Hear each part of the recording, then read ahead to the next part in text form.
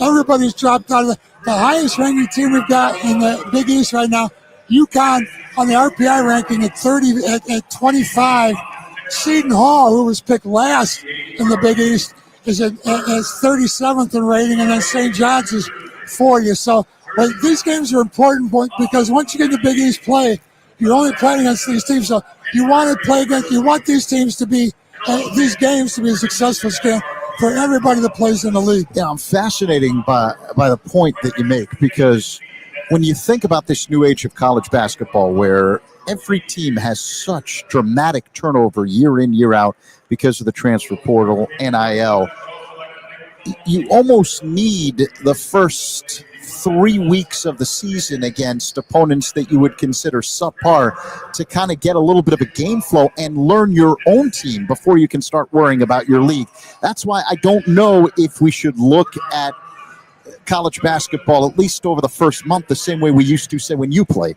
Certainly not the same way we used to look. And again, that goes back to a lot of these teams in the, we'll quote, old days, but my old days go way further back. But since it's NIL, well, your days are ancient. Yeah, no, I kid. We'll have to think of what caveman days, whatever. But since the transfer portal and NIL have taken over college basketball, it's a completely different game now. I talked about that a little bit earlier, that there's no more, I got to go out and recruit my guys, and I got 3 or 4 or 5 years to get it going. They expect immediate results now. You talk about this Georgia Tech team and their level of competition. They have not played anybody that really has been a good team. I look at their games. University of Maryland, Eastern Shore, they beat them in overtime in the first game of the season, 56-52. That's the same team Creighton played not too long ago, beat them 84-45. Wow. Yeah. Level of competition is important. You talked about the teams that Georgia Tech has played. They had some big wins. The only loss is, again, as you say, against a tough Georgia team on the road. This will be their second game away from home, so we'll see how they perform on the road. All right, help me understand something that before we get into the X's and O's. You mentioned Georgia Tech's a big team, right? They got a couple of guys who are double-double machines. When you see that and you just look at the physical size of the Yellow Jackets and you know what the Blue Demons are about, what is the big issue for the Blue Demons to address to combat that size that Georgia Tech has? Well, again, you look at Georgia Tech, they give up only 63 points a game. We're coming off 2 93-plus point games and our best half of the season with that 58 points. We got 58 points in the second half against Detroit Mercy. And this is a team here, Georgia Tech, who only gives up 63 points a game. So there's going to be a battle of our offense against their defense. Our offense, though, is predicated on transition baskets. We want to get the defensive rebound. Any team that's a transition team, it has to be a good rebounding team, defensive rebounding team. You can't really run transition offense when you're always inbounding the ball after a made shot. So this is another reason why college basketball has become more of a momentum streaky game, because the combination of being a three-point shooting game, 3-point shots, if they miss, a lot of times bounce along, which can transfer into a transition basket on the other. It used to be you get the ball inside, 10 guys are fighting inside the lane, trying to get that rebound, and then everybody's got to run out. Now, with the 3-point shots, a lot of these rebounds are coming out to the free throw line, like the 3-point line. Yeah. And from there, it's a sprint down the other way. And DePaul really looks to take advantage of that transition game. If they have that going, it'll be tough for the big guys on Georgia Tech to hopefully get back on defense quick enough. This is game number 5 in the series between DePaul and Georgia Tech. Series tied at 2 games apiece. They haven't met in a long time. The 1991 NCAA tournament was the last time they played each other. It was a first-round game in Dayton. Georgia Tech won it 87-70. Kenny Anderson scored 31 points for the Yellow Jackets. Now let's visit with DePaul head coach Chris Holtmann, and we talked about the importance of this kind of an event.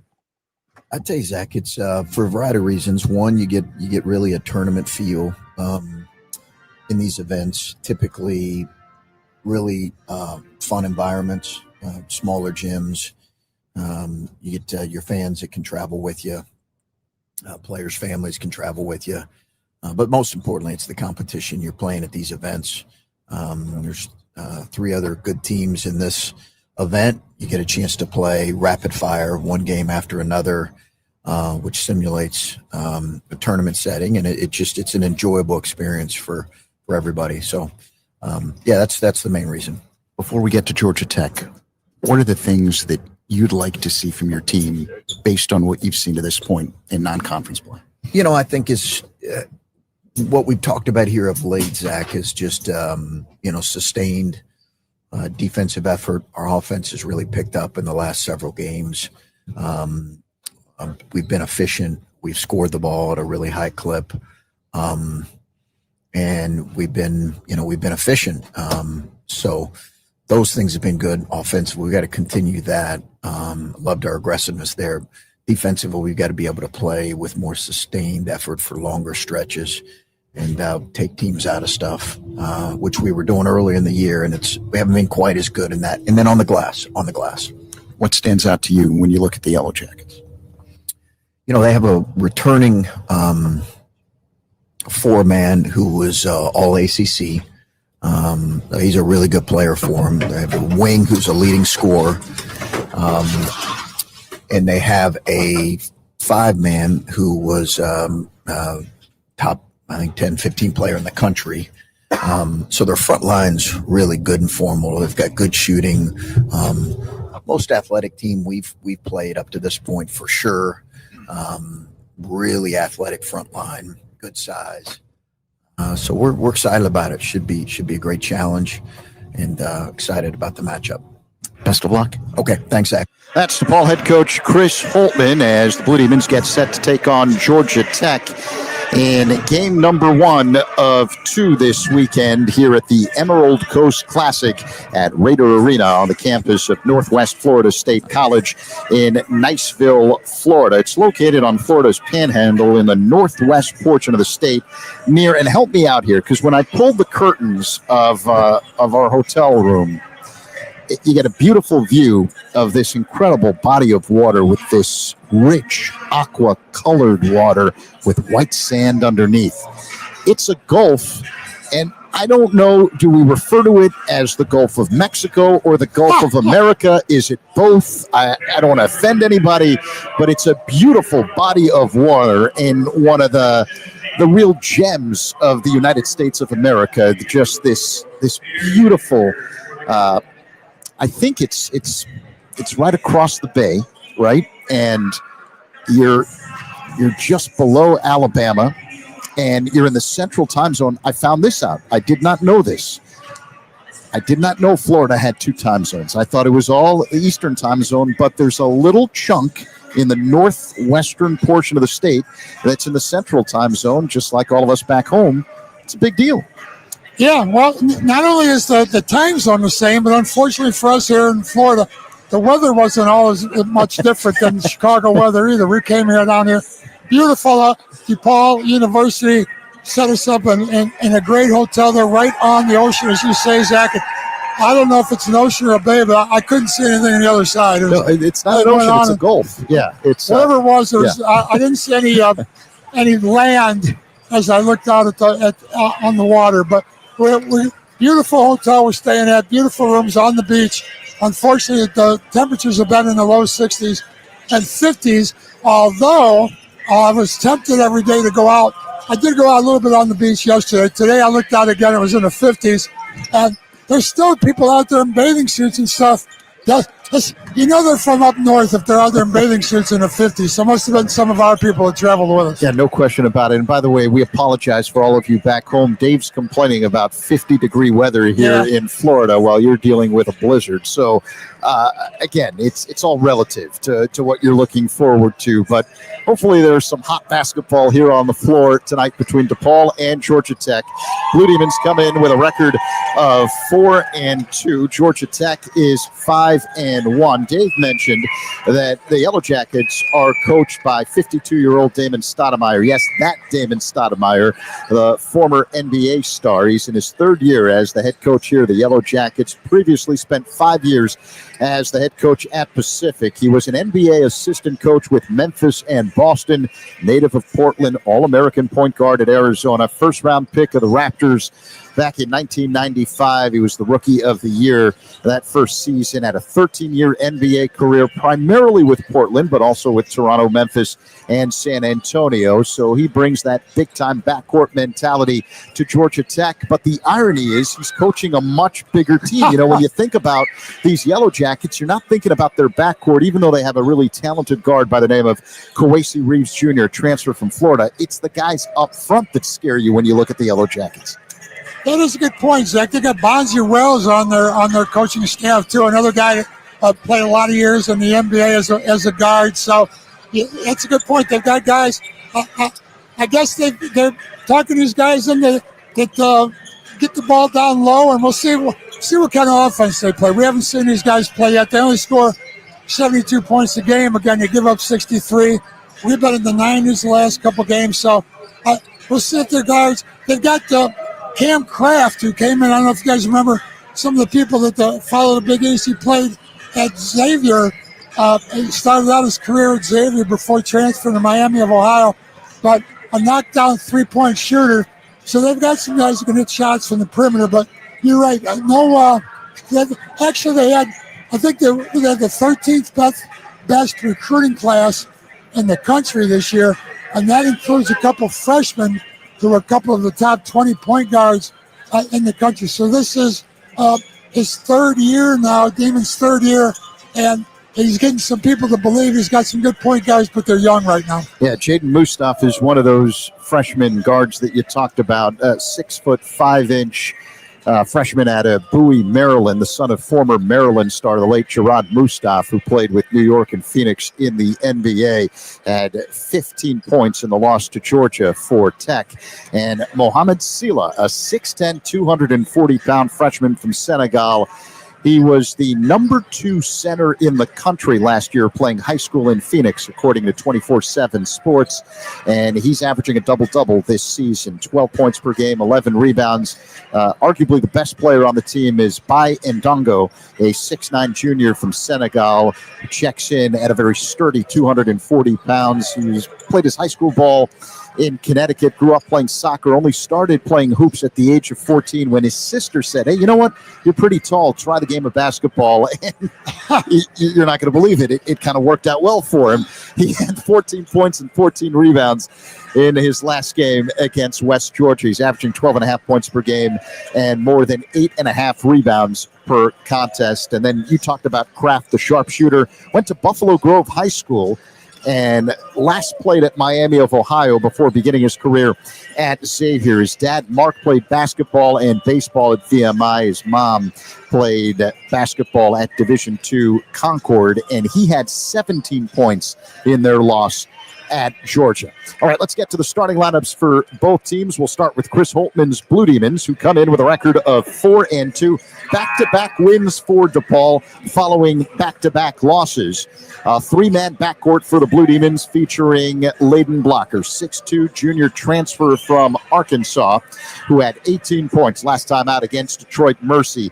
Blocker in his second year with the Blue Demons, averaging 12 points per game, 4 assists per contest, nearly 2.5 rebounds per game, and 2+ steals per contest. CJ Gunn joins him in the backcourt, the Demons' leading scorer this season, averaging nearly 16 points per game. Gunn had a career-high 28 earlier this season against Stonehill, 17 points last time out against Detroit. And the third man in the Demons' backcourt is Brandon Macklin, a 6'3" senior transfer from Radford, who had his best game at DePaul, 10 points against Detroit Mercy. He's a defensive guard who fills up the box score, 3 assists per game, a little bit more than a steal per contest, 5 rebounds a game, 6+ points per game, and he shoots 36% from three-point territory. Up front for DePaul, the big forward is Théo Pierre-Justin, 6'10", sophomore from France, who had 8 points against Detroit Mercy. And rounding out the first five for the Blue Demons is N.J. Benson, the 6'8" senior from Mount Vernon, Illinois, transfer from Missouri State. In his second season with DePaul, he averages 11 points per game, 7.5 rebounds, and nearly 2 blocks per contest. For Damon Stoudemire's Georgia Tech Yellow Jackets, a 5-1 record. A two-man backcourt featuring the freshman Jaden Mustaf, 6'5" freshman, averaging nearly 8 points per game. He's joined in the backcourt by Kawasi Reeves Jr., transfer from Florida, who averages 13.5 points per game and nearly 3.5 rebounds per contest. 18 points his last time out against West Georgia. Up front for Tech, Mohamed Sila, 6'10", freshman from Senegal, who averages a double-double of 12 points per game, 11 rebounds. There's Bai Ndongo, a 6'9" junior from Senegal, who is averaging 12.5 points per game and more than 8.5 rebounds per contest.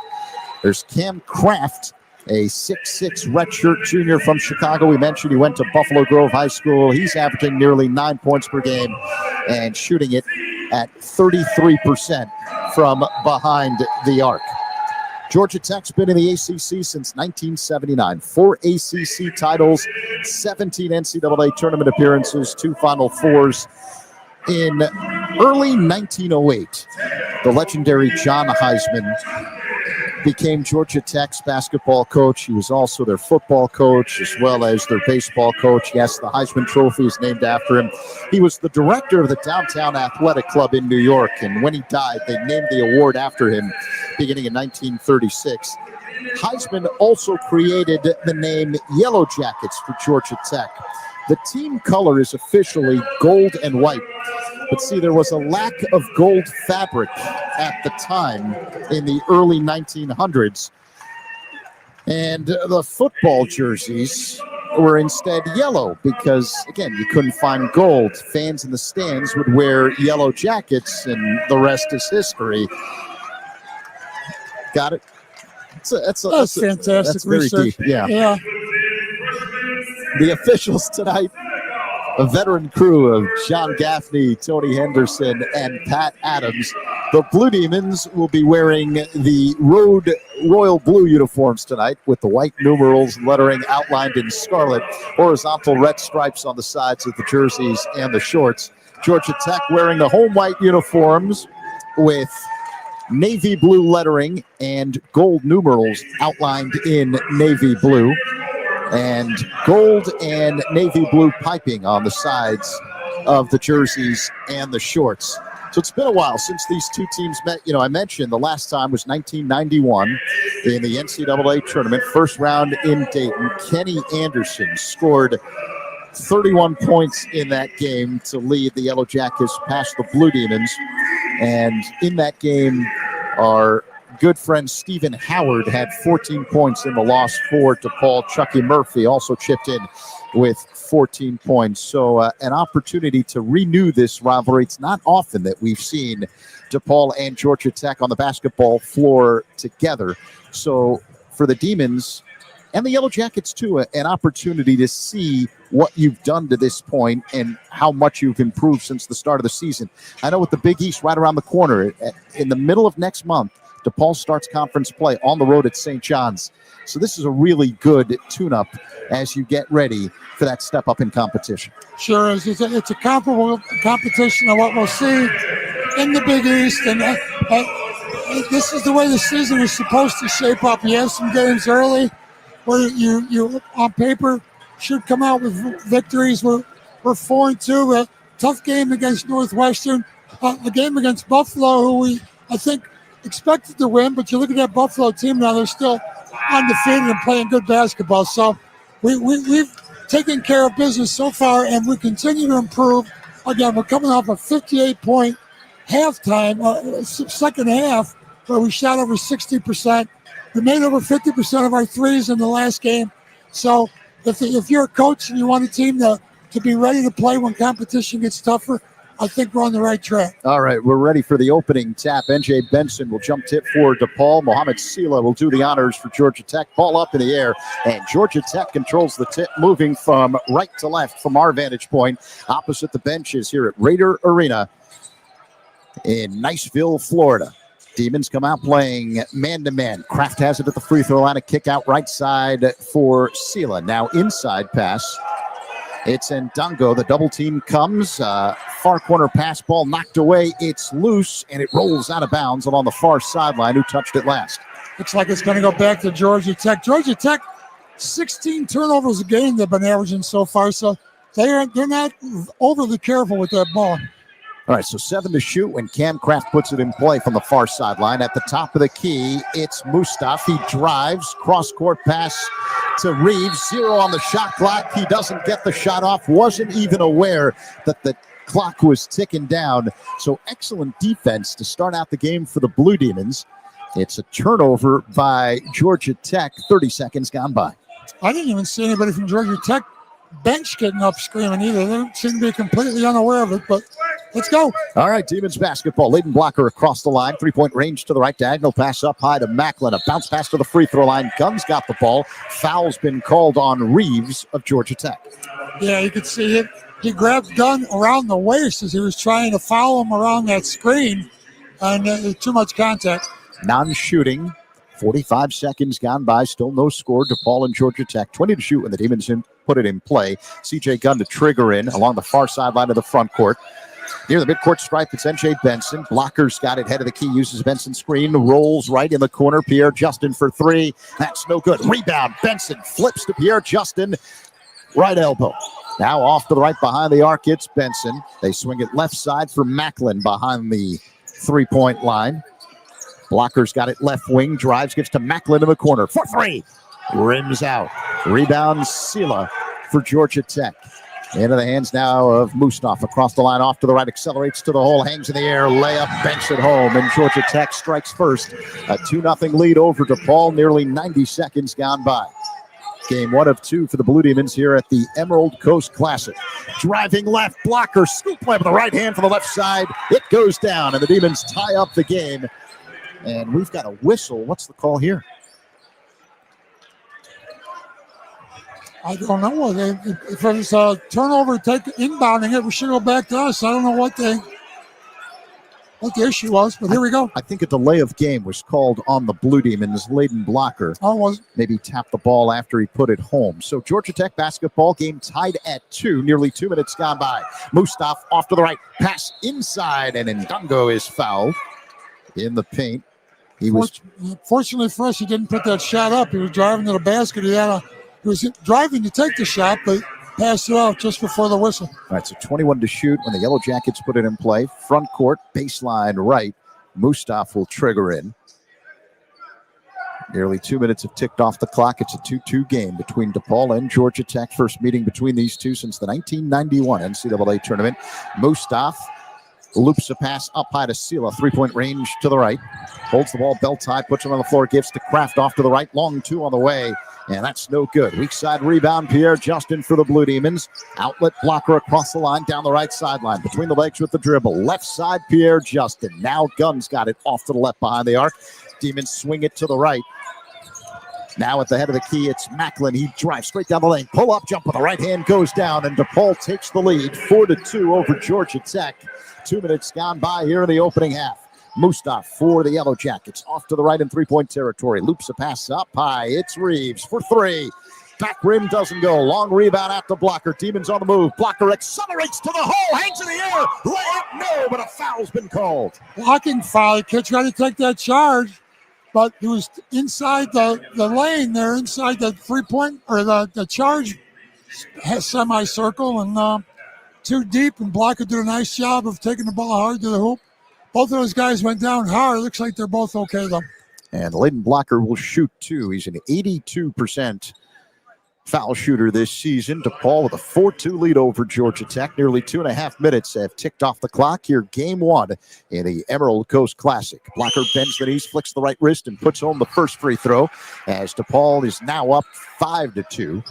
Alongside Dave Corzine, Zach Zaidman with you. Our engineer tonight is Justin McGinnis, helping us blast through the speakers of your radio as well as all of your smart devices. We thank you so much for joining us this Thanksgiving weekend. The next free throw by Blocker is good again. So the DePaul Blue Demons are now up 6-2 over Georgia Tech. 2.5 minutes gone by. Full court pressure by the Demons. Now they drop back as Mustaf brings it up across the line, off to the right, hesitation dribble. He flips it now to a Kai Fleming off to the right. Swings it to the free throw line, and Dago's got it. Hand to the face from Pierre Justin.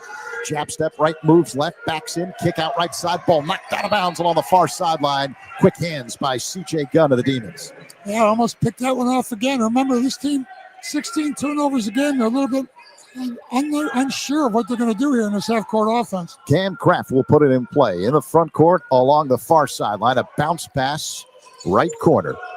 It's Ndongo working on Pierre Justin. Diagonal pass up high. It's Lamar Washington feeds Kraft. Runner in the lane with the right hand for the left side goes down. DePaul 6, Georgia Tech 4, 3 minutes gone by. And we have a whistle. Was the ball knocked out of bounds by Washington as Pierre Justin appeared to trigger in, or was time called to wipe off some condensation? They're drying off the ball underneath the basket right now. Yeah, official Pat Adams doing the honors. They don't pay him enough to do that, right? Yeah, it's not his job. He's multi-talented. All right, so Pierre Justin will put it in play. Georgia Tech now has 3 guys in the backcourt applying full court pressure. Pierre Justin looks to trigger in. In the far corner, it's Blocker. Checked by Washington. And now across the line comes Blocker along the far sideline. Pass to the top of the key. Macklin's got it. Fears right. Switches direction. Goes left. Hop step. Kick out. Left side 3. Blocker short. Rebound. Benson has the ball knocked away. Picks it up.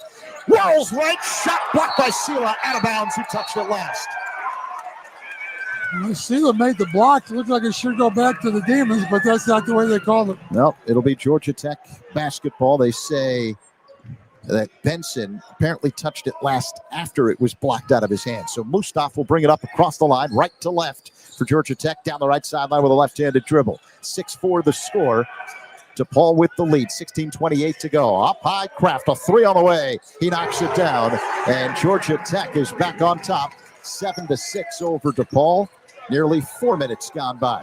Back-to-back baskets by Kraft. That's what happens when you get an easy one, then you make the threes. Blocker drives right, bounce pass left corner. Pierre Justin fakes the 3. Diagonal pass up high. CJ Gunn holds the ball, waist high, puts it on the floor. Drives right, stops, up fake, fall-away jumper, short. Rebound taken down by Ndongo. Into the hands of Mustaf. Quick outlet to Washington. Now right wing behind the arc, it's Kraft.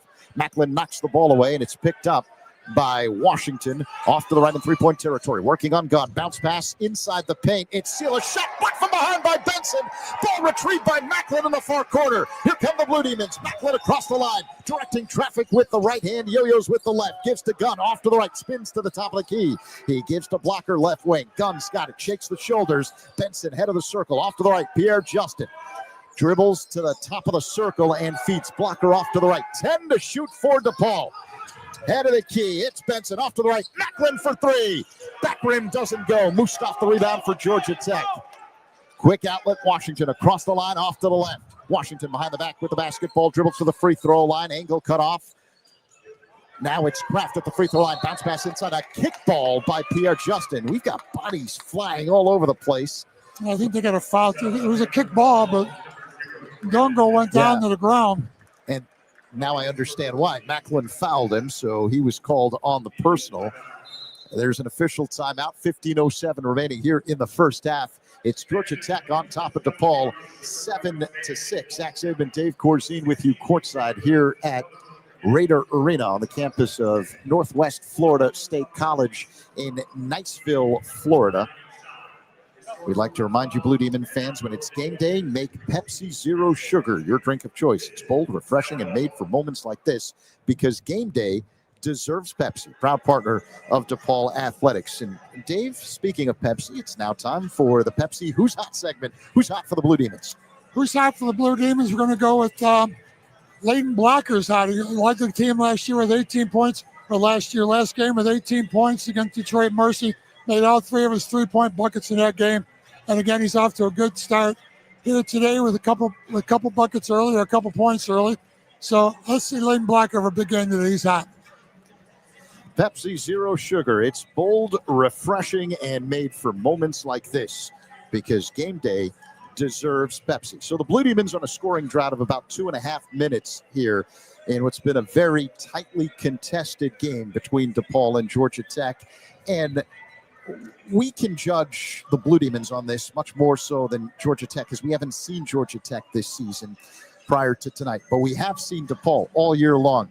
There is a sense of urgency that the Blue Demons are playing with tonight, and that's what you want to see. They've stepped up the aggression that you need in a tournament-style game. I agree with you. And you mentioned the tournament-style game.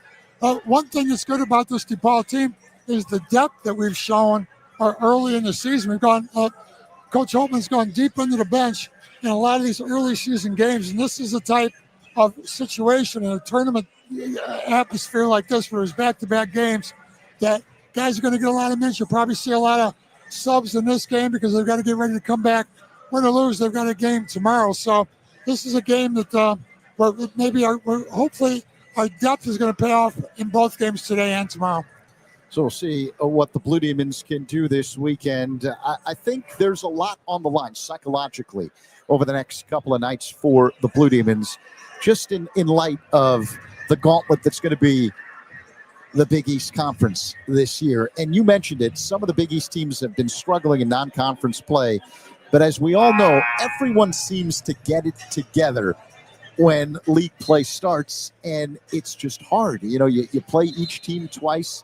Not every conference has that luxury. You do in the Big East as you kind of work your way towards seeding in the conference tournament. And I think, you know, with every team having so much turnover, I think what you'd like to see is that a triumvirate of Blue Demons, the 3 guys that formed the core last year that are back this year, Gunn, Blocker, and Benson. If they can incorporate the new guys together and help them grow, then you've got a lot of depth that you didn't have last season, and that's going to be fun to watch come conference play. All right, we're ready for the resumption of play. 15:07 to go here in the first. It'll be Georgia Tech ball in the front court with 20 to shoot. Baseline left. Lamar Washington will put it in play. Cruz McClure and Fabian Flores among those Demons in the game for the first time. Sela has it left of the circle for Georgia Tech. Hands off to Kraft, head of the key. Now in the corner, it's Washington off to the right. Bounce pass inside. And Dongo backs in, double team comes, kick out left corner. Putting it on the floor is a Kai Fleming, diagonal pass to the right, and a 3 by Washington, no good. And a foul's been called. Was it on the rebound attempt? Yeah, against the Demons. We'll see who they... Caleb Banks picks just up entered the the foul. game and gets in the scorebook quickly. Transfer from Tulane in his first season with the Blue Demons. 7-6 the score. Georgia Tech with the lead over DePaul. 14:45 to go. Peyton Marshall, a transfer from Missouri, has entered the game for the first time for Georgia Tech. A 7-footer, 300 pounds I saw from Atlanta. Big fella. For you 300 pounds. You don't see a lot of guys. Even the 7-footers aren't 300 pounds. Yeah, when you're saying someone's big, they're really big. All right, Washington triggers in, feeds Marshall. Do we have an offensive foul on Marshall? Foul Yeah. immediately. Yeah, he got tangled up with DePaul's 7-foot 2-inch. He pushed off a C.J. Gunn there, I think. C.J. Gunn was in the passing lane, and Marshall shoved him out of the way.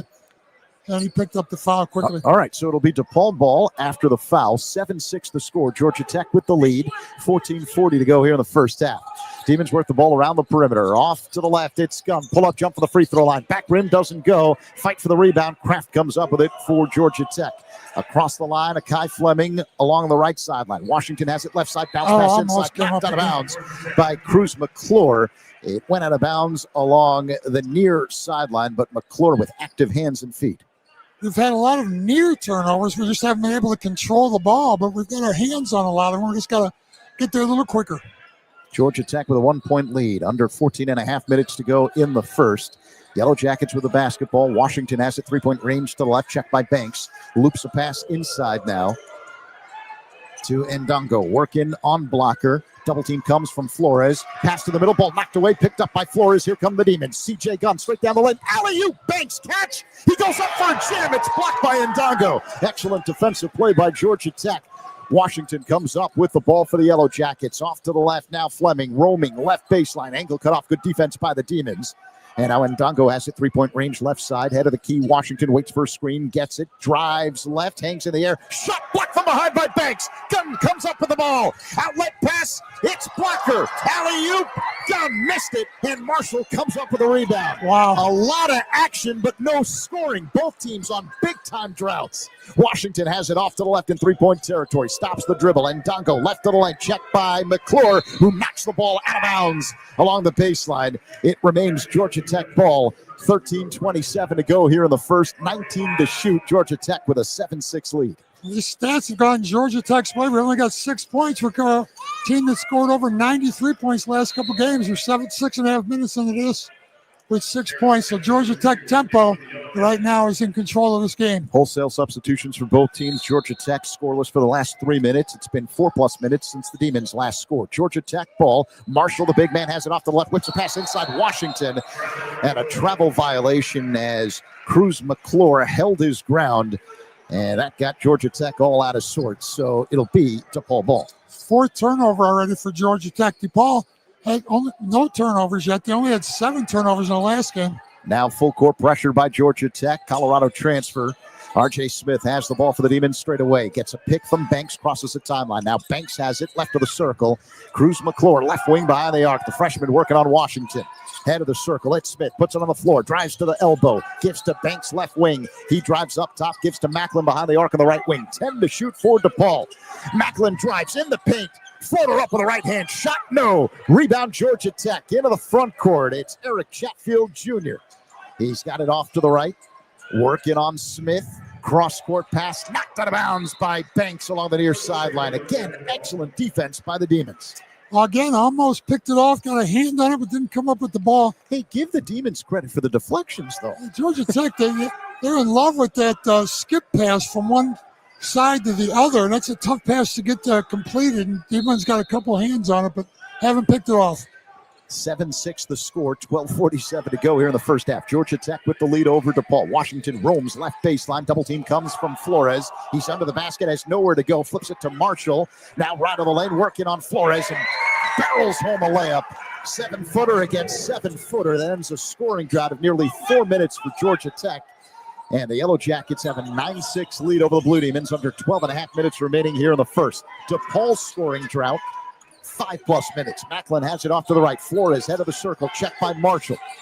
Hands off to Smith between the rings. Drives to the left elbow. Behind him, Macklin, right of the circle, puts it on the floor. Alley-oop, catch, jam! Flores ends the scoring drought, flying in from the right baseline. 12 minutes remaining here in the first. Georgia Tech 9, DePaul 8. Chatfield fires up a 3. Missed it from the left wing. Long rebound out to Macklin. DePaul on the move. Macklin across the line straight away. Hangs in the air. Whips it past to Smith. Up high. It's McClure for 3. And Cruz McClure puts it home from the left wing. DePaul's back on top. 11-9 over Georgia Tech. 11:44 to go here in the first half.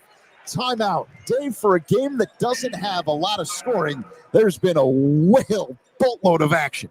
We're going back and forth again, not getting a lot of points on the board. DePaul's missed some great opportunities in transition there. They really had almost point-blank looks that didn't go in. This last couple possessions, you see the way this game was setting up. We talked about it before the game, that Georgia Tech, one of the best defensive teams in the country. And if they can slow the tempo down, we had 6 points about 6, 7, 8 minutes into the game there, which is not enough points to get a victory. So we picked it up a little bit here, score a little bit lately. Where they come from? Off transition, trying to beat these guys down the floor, and we've been able to convert. We've been able to transition a few times earlier, weren't able to convert the shot. This last couple possessions, we knocked down the 3. We've had Flores open underneath a couple times where he could have got the ball through. He got the one alley-oop, but they missed him a couple times inside. So they've had some opportunities. They just have to be aware of where they are. Rush is proud to be the official health system and healthcare provider of DePaul Athletics, driven by discovery, innovation, and a deep responsibility for the health of our communities. Rush is a national leader in outstanding patient care, education, research, community partnerships, and empowering a new generation of healthcare providers. Visit rush.edu for more information and to find a location near you. So the Demons are shooting 29% from the field. Let me repeat, 29% from the field. And they've got the lead, 11-9 over Georgia Tech here with 11:44 remaining in the first. Georgia Tech 4 of 10 from the floor. The Blue Demons went on a scoring drought of nearly 6 minutes, but the game didn't escape them, and that says a lot about the growth and maturity of DePaul on the defensive end of the floor. Well, again, Georgia Tech wants to slow the tempo of this game down, so they are not looking to run very much. Almost every one of their sets has come in the half court, and they want to control the tempo of this game, and you see that they did early. Now, late, as the Demons made a little spurt here and took the lead, they're pushing out. If they can get Georgia Tech, Georgia Tech's on a drought here, scoring points. If they can continue to rebound the ball on that defensive end, the Demons, they're looking to run out and get something on the other end. And again, they've had some opportunities that they didn't convert on, but now they're warming up a little bit, and they've got a couple shots to fall. Blue Demons come out of the timeout with McClure and Smith in the backcourt, along with Macklin. And up front, it's Flores and Banks. Georgia Tech has Chatfield and Mustaf in the backcourt, along with Fleming. Marshall manning the middle, flanked by Sela. It'll be Georgia Tech ball out of the timeout. Yellow Jackets have to go the full end of the floor. 11:44 remaining in the first. Blue Demons 11, Tech 9. Full court pressure by DePaul. Near sideline, Chatfield. They center it to Mustaf, being hounded by Smith. Mustaf with a left-handed dribble, switches to the right, crosses the timeline straight away. Now the Demons branch out into his zone defense. Coming out of the timeout. Mustaf has it off to the right in three-point territory. Swings it left side now for Chatfield. Loops it past to Sela. Left of the lane. Hop step in the paint. His layup missed the bunny, and the ball gets knocked out of bounds. Last touch by Sela. DePaul ball. Good job there by Demons on it. Second effort getting that ball off the boards. A good move. They come out with the zone out of the timeout. Confused Georgia Tech a little bit, and then able to come up with that loose ball. Now Georgia Tech has all 5 players in the backcourt applying pressure, as Caleb Banks will trigger in. Sela guarding the inbound passer. 11:22 remaining first half. DePaul 11, Georgia Tech 9. Banks to trigger in. Along the far sideline, it's McClure. A diagonal spin to the middle, working one-on-one against Fleming. Crosses the timeline, bounces left, gets a Banks screen, roams right, turns the corner, stops in the low post, right on the lane. Now Smith has it off to the right three-point territory. Checked by Chatfield. He spins to the top of the key. McClure has it near the midcourt stripe, off to the right place, catch with Flores. Now McClure has it at the right elbow. Bounce pass inside, ball knocked away, picked up by Sela for Georgia Tech. Sela across the line, down the left sideline. Up top, it's Mustaf. He shakes the shoulders between the legs with the dribble, driving right, accelerates to the hole, kick out corner. It's Chatfield for 3, missed it from the right side. A one-handed rebound for McClure in the front court. Macklin down the right sideline, stops at the three-point marker. Now left corner, it's Banks. He'll fire up the 3 and knock it down. DePaul extends the lead, 14-9 over Georgia Tech. Under 10.5 minutes to go here in the first. Mustaf off to the right. Flips to Chatfield in front of the DePaul bench. Shakes the shoulders. Pass up high, Fleming. Swings it now left side, Marshall. A bounce pass to a cutting Fleming. Hangs in the air. Shot blocked. Ball rolls out of bounds. Last touch to Paul. Who got that block? Was it R.J. Smith? R.J. Smith. I was thinking he's one of the smallest guys out on the floor there. And took the man on, going to the basket and blocked the shot. Smith 6'3", so that gives you a kind of indication of the height of the players on both teams. Smith sits for the Blue Demons, and back in the game for DePaul is Layden Blocker. N.J. Benson also in there. Georgia Tech ball. Marshall has it off to the left with 10 to shoot. Marshall backing in Benson, left of the lane, backs in, flips it up high now. Mustaf, he's got it at the elbow, drives, hook shot, right hand, rolls around the rim, won't go in, fight for the rebound. N.J. Benson grabs it, outlet Macklin, DePaul on the move. Macklin across the line, he's straight away and now slows it down as DePaul will run its half-court offense. Blocker near the midcourt stripe, off to the right. Benson ahead of the key, feeds McClure off to the left. He'll launch for 3, no good. Rebound Sela for Georgia Tech. Sela brings it up himself. Down the right sideline with a left-handed dribble. Hands off to Mustaf. Near the midcourt stripe, off to the right, check by Blocker. Left side pass, Kraft. He's at the top of the key. Bounce pass all alone underneath Sela. Two-handed stuff flying in from the left side. That screen and roll, everybody does it. That time they executed it well. It ends an 8-0 run for DePaul. Blue Demons 14, Georgia Tech 11, approaching 9 minutes remaining here in the first half. DePaul basketball. Banks has it top of the key. Plays catch with Blocker off to the left. Now head of the circle, it's Benson. Hands off to McClure at the free throw line. Gives left side Blocker. Drives baseline. Up high Banks. Fakes a three. Puts him on the floor. Drives right. Hop step. Fall away jump shot from the baseline. Rolls around the rim. No good. Rebound taken down by Fleming, who crosses the line off to the left for Georgia Tech with a right-handed dribble. Spins to the top of the key. Shakes the shoulders. Bounce pass inside Sela. Mid-post left of the lane. Corner pass. It's Kraft for three. Missed it short from the right side. McClure the rebound for DePaul. McClure head of the key. Lead feed. It's Benson. Right to the lane. Up high. Banks for three. And air ball that bounces out of bounds under the basket. It'll be Georgia Tech ball. He didn't have his feet set on that shot in transition. He was kind of still on the run. He caught the ball and realized he was open and really wasn't set and off balance. 8:38 to go, first half. Low-scoring game. DePaul 14, Georgia Tech 11. The Yellow Jackets won for their last 7 from the field. Mustaf off to the right. Pass inside, picked up by Ndango, who's now got it at the right elbow. Ndango holds the ball over his head. Lefty pass for Kraft, who's got it right of the circle. Kraft drives, pull-up jump from the baseline.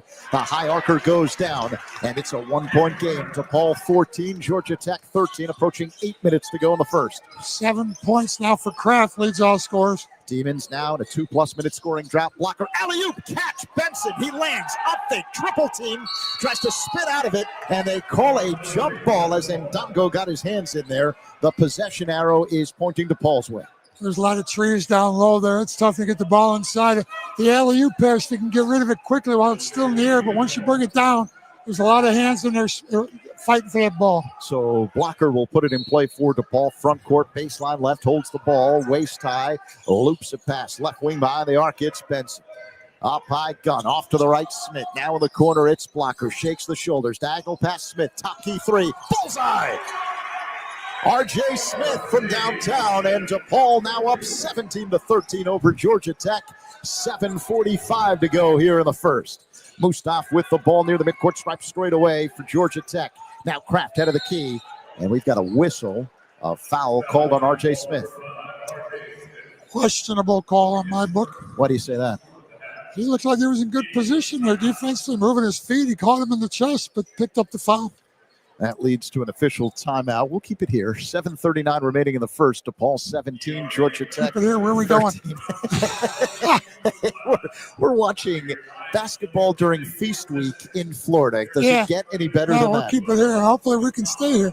Blue Demon Nation, help us recruit and retain the best student athletes of the Big East and nationally. Make a gift today to the Fund for Basketball Excellence. For more information, visit DePaulBlueDemons.com/give. Alongside DePaul, great Dave Corzine, Zach Zaidman with you, sitting courtside here at Raider Arena on the campus of Northwest Florida State College here in Niceville, Florida. Our engineer tonight is Justin McGinnis, helping us blast through the speakers of your radio as well as all of your smart devices. You had a wonderful honor last year at Wintrust Arena as the Blue Demons retired your number. And now number 40 hangs up in the rafters at home. Rod Strickland, it was announced earlier this holiday week, is going to have his number retired at DePaul. Well deserved. Again, 2 years ago, Terry Cummings had his number. Actually, it's not the numbers that are retired any longer. It's the just jersey. Yeah. The jerseys. You're right, Mike. George Mikan and Mark Aguirre, the only 2 players in DePaul history who are National Players of the Year. They had their numbers retired, and DePaul now has started a new tradition of retiring jerseys, but the numbers still are in play. They did Terry Cummings 2 years ago. I was very fortunate to have my number or my jersey retired last year, and now obviously very, very well-deserved. Rod Strickland, one of the greatest players in DePaul history, had a great NBA career, and he's still coaching now, so he's looking forward to having his number retired here in a little bit. I think one of the cool things about Strickland to me is there's certain players that aren't just great, they're great with a sense of flair and drama, and Rod Strickland had that to his game. He really did. He played along with Kevin Edwards there for a while. Both of those guys, NBA players, and Rod Strickland was somewhat of a showman, a guy with a lot of quickness, a lot of athletic ability, and he used that obviously to have a very successful career, not only at DePaul, but going on in the NBA. He had a long career there also. All right, it'll be Georgia Tech ball out of the timeout in the front court along the near sideline. Mustaf to trigger in. A diagonal pass to Washington up high. Back to Mustaf, left wing behind the arc. 17-13 the score. DePaul with the lead. 7.5 minutes to go. And Dongo left baseline. Pass up high. Mustaf fires up an off-balance three and hits it with C.J. Gunn in his grill. It's a 1-point game. DePaul 17, Georgia Tech 16. 7:20 to go here in half number one. Layden Blocker with the ball. Head of the key. Uses a Benson screen. Roams left. Kick out left corner. Pierre Justin. Now R.J. Smith has it. Left of the lane. Pull up jump. He got it. Silky smooth. It was a 2-point basket for Smith. And DePaul now up by 3. 19-16 over Georgia Tech. Under 7 minutes to go. Half number one. Kraft right circle three. Short. And the long rebound out to Pierre Justin into the hands now. A blocker across the line. Off to the left. Up high. Pierre Justin for three. Back rim doesn't go. Long rebound at the blocker at the top of the circle. Back to Pierre Justin, left wing. Demons work it around the perimeter. Right corner now, it's Gunn. Diagonal pass, Benson right of the circle. Back to Gunn, right wing. Benson backing in. Right of the lane, low post, working on Sela, turns baseline and loses the basketball. Just dribbled it out of bounds. I think he lost sight of where he was on the floor. I was looking to make a little spin move, a little bit of a man-on-man there with Sela. Sela blocked the shot early. He came back and got a block a little bit on Sela a little later. Now these guys taking it personal. Under 6.5 minutes to go in the first. Georgia Tech with the ball. Demons with the lead, 19-16. Top of the circle, Sela holds the ball over his head. Dribbles right, backing in Benson, mid-post, right of the lane.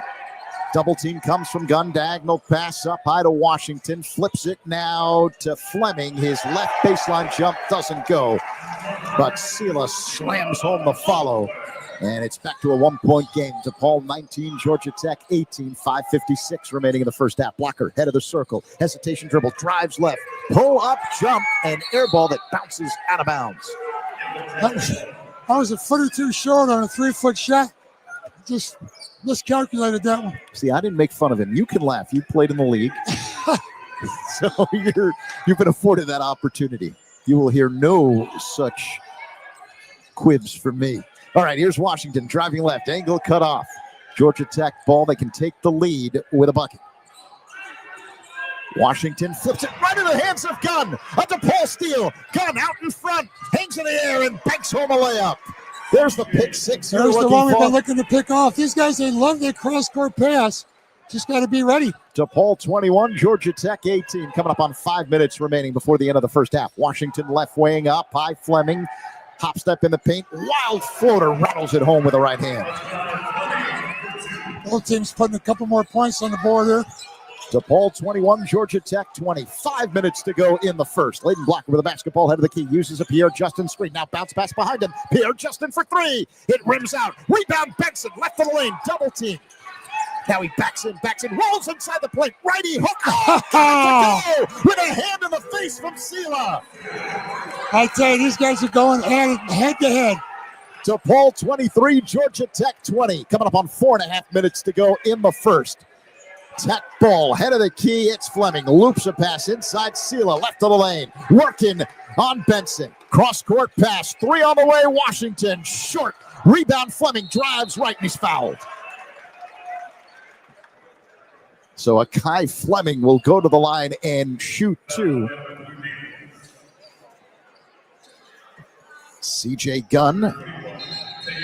Teo Pierre Justin picked up the foul for DePaul. I don't know, the referee's talking, something's going on there with a big conference there at the free throw line. But both teams involved as they break up now. John Gaffney and Tony Henderson pulled both teams together. Could it be because of the physical play that you're talking about? Yeah, Sela is going at it one-on-one down low with NJ Benson, and both of those guys, it's interesting to see. People don't know how to post up anymore. NJ Benson and Sela, they get the ball 10 feet off of the block, and it's not a post up, but these guys, they're pushing them off the block, but you got to be able to hold that position down low. Both men getting pushed off. Kai Fleming missed the first free throw. Here's the second. That goes down. So it's a 2-point game. DePaul 23, Georgia Tech 21. 4:23 remaining first half. Both coaches making wholesale substitutions. I think in order to get the tempers to tamp down here a little bit in the waning moments here this first half. Layden Blocker with a basketball for the Blue Demons. Left to right, he crosses the timeline straight away. He's checked by Mustaf. Uses a screen from Flores. Bounces left. Stops at the elbow. Behind him, CJ Gunn has it left wing. Now a pass to the middle. Ball knocked away. Picked up by Blocker. Feeds Banks. Right corner. Diagonal pass up high. Knocked away and stolen by Fleming. Working on Blocker. Layup. He gets it to go. Game tied at 23. Under 4 minutes to go here in the first. Layden Blocker will bring it up across the line for DePaul. Down the left sideline. CJ Gunn head of the key. Checked by Fleming. Waits for a Flores screen. Now flips a pass to Banks off to the right. Banks roaming right baseline. Double team comes. Throws a pass to the middle. It's taken away by Washington. He's in the front court. Down the left side. Hop step in the middle. Gives to Fleming. Shot block foul called on DePaul. And Georgia Tech's going to go to the free throw line with an opportunity to take the lead after this official timeout. 3:32 remaining first half. DePaul 23, Georgia Tech 23. The foul called on Cruz McClure. That's his first. And now we're seeing the defense take over. There was a brief spurt there where both offenses were going wild. A very brief spurt. Now the defenses have taken over again.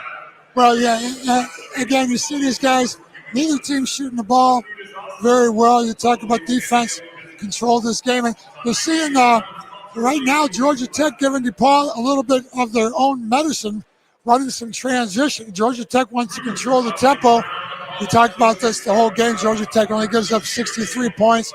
DePaul's coming off a couple games where they scored 93 points plus.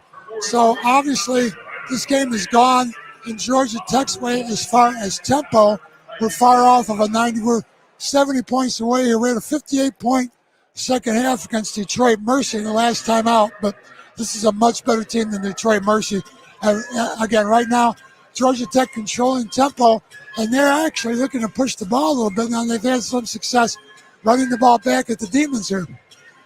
Visit Myrtle Beach. Even Dibs knows everyone needs a timeout every now and then, so why not take yours at the beach? Myrtle Beach is home to 60 miles of warm, sandy beaches, over 2,000 restaurants, and much more. Enter now for your chance to win your very own beach break getaway. Compliments of Visit Myrtle Beach. Go to visitmyrtlebeach.com/DePaul to enter. Your ultimate beach break is a click away. Game tied at 23.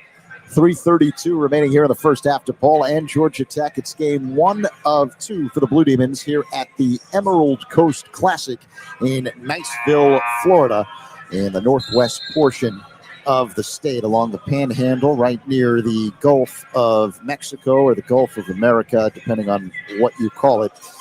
Blue Demons shooting 36% from the floor here in this first half, including 3 of 11 from three-point territory. Georgia Tech shooting 42% from the field, including 2 of 9 from behind the arc. But it has been either a terrific defensive battle or some ugly offense, but it's been a tight game throughout.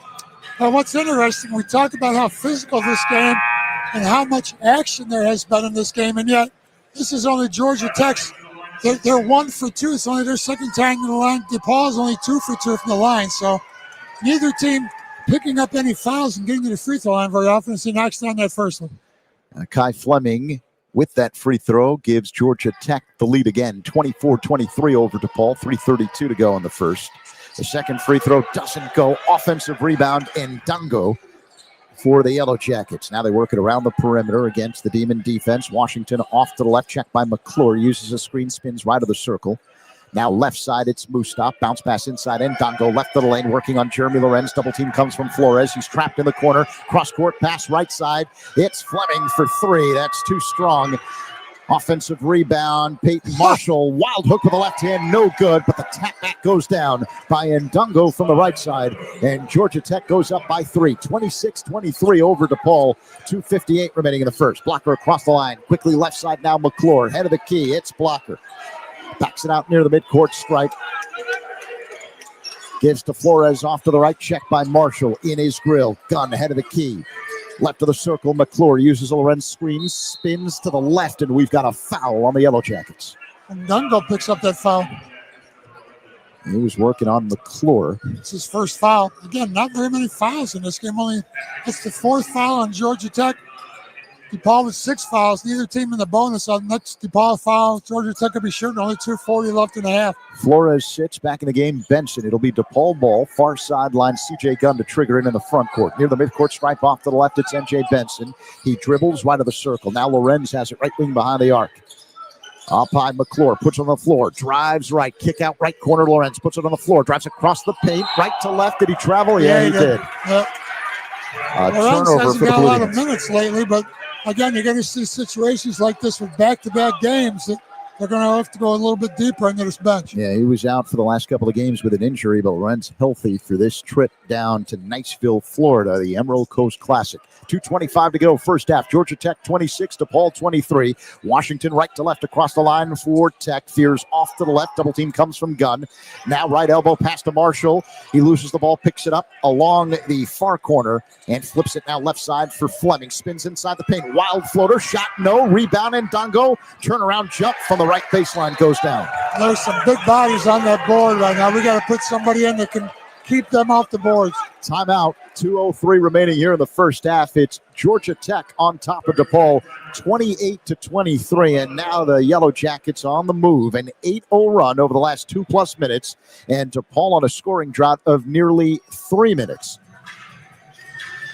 I think that they've, again, Georgia Tech controlling the tempo of the game. You saw when DePaul, you talked a little bit earlier, Zach, about both teams getting on a little bit of a scoring run.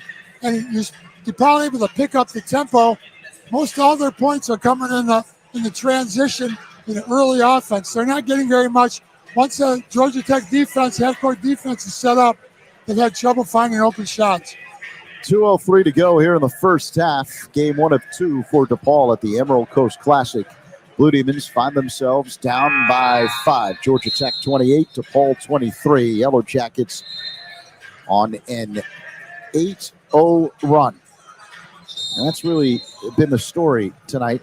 Runs. Demons went on an 8-0 run earlier to take the lead, but Georgia Tech has come back.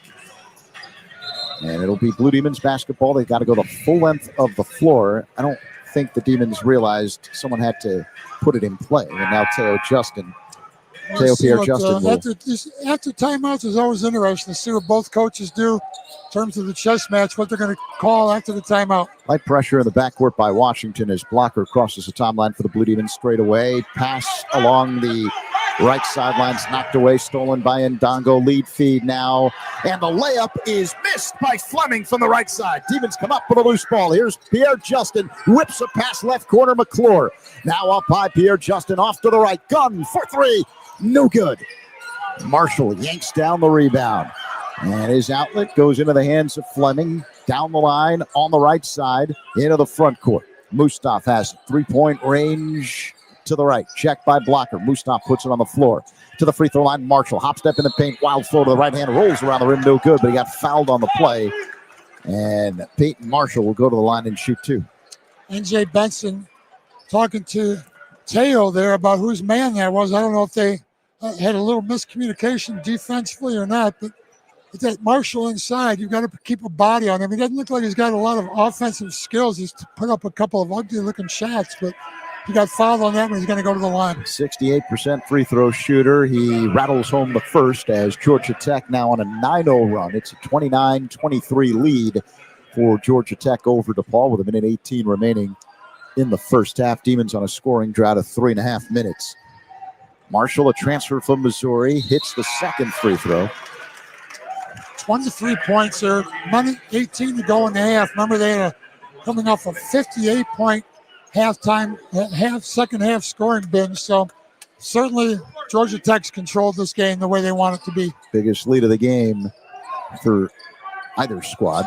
30-23 the score. Georgia Tech on top of DePaul, approaching a minute remaining in the first half. Demons with the basketball. Leighton Blocker has it between the circles. Waits for a gun screen. Now spins to the free throw line. Alley-oop. Benson. His tap back doesn't go. Benson fouled hard. Came crashing down into the table where scouts and writers sit, just to the right of the stanchion under the basket. That had to hurt. He and Marshall Peyton Marshall went up there and had contact in the air, and Peyton Marshall doesn't lose very many of those. Benson's okay. He's at the free throw line. Here comes the first. And he misses the free throw. Benson has struggled at the line all season. 46% entering play, 10 of 22 from the stripe. Look where he's shooting from. I don't know if he's a foot behind the line. Again, he's like a Wilt Chamberlain kind of free throw shooter. Maybe he should try between the legs underhand. Benson knocks home the second free throw. And that ends the scoring drought of 3 minutes and 45 seconds for DePaul. Georgia Tech 30, DePaul 24. A minute to go here in the first. Full court pressure by the Demons. Georgia Tech beats it. Fleming across the line off to the right. Pass to the corner. Ball knocked away. Last touch by Georgia Tech. The pressure did work. DePaul ball. We have 55 seconds to go here. We've got a fresh 30 seconds on the shot clock, but we should be able to get some type of 2-for-1 action here if we can get a shot off without running the clock all the way down to using the whole 30 seconds. Caleb Banks to trigger in along the far sideline in the backcourt. Gives to Blocker, who centers it and crosses the line straight away. Plays catch with Gunn. And ball was loose momentarily. Blocker has it off to the left. Head of the key, Gunn, and he's fouled by Washington. I don't know why that Leighton Blocker situation wasn't traveling. He was going to throw it to Gunn. Gunn wasn't looking. He held up on the pass. It must have been deflected because Leighton Blocker picked up his own pass without a whistle getting blown. All right, so 41.6 seconds remaining. Still not in the bonus. Both teams had 6 fouls on Georgia Tech. Front court baseline right. Blocker to trigger in. 20 to shoot when he puts it in play. Blocker loops a pass up high. Macklin's got it between the rings. A bounce pass to Benson. Ball knocked away, stolen by Sela. Out in front. Layup with the left hand. Banks it home. I thought that could have been a confrontation there at the rim. 30 seconds to go. Georgia Tech 32, DePaul 24. Gunn has it at the free throw line. Ball knocked away, picked up by Benson at the stripe. And the Demons will reset the offense. About a 2-second differential between shot clock and game clock. 15 to shoot as Blocker's got it near the midcourt stripe off to the right. 10 to shoot. Blocker, head of the key, uses a Benson screen, spins left. Gives to Gunn, head of the circle. 4 to shoot. Benson puts it on the floor. Inside the paint, flow to the right hand. Way off shot, no, but you heard a late whistle. And Gunn got fouled on the shot, so he's going to the line to shoot 2.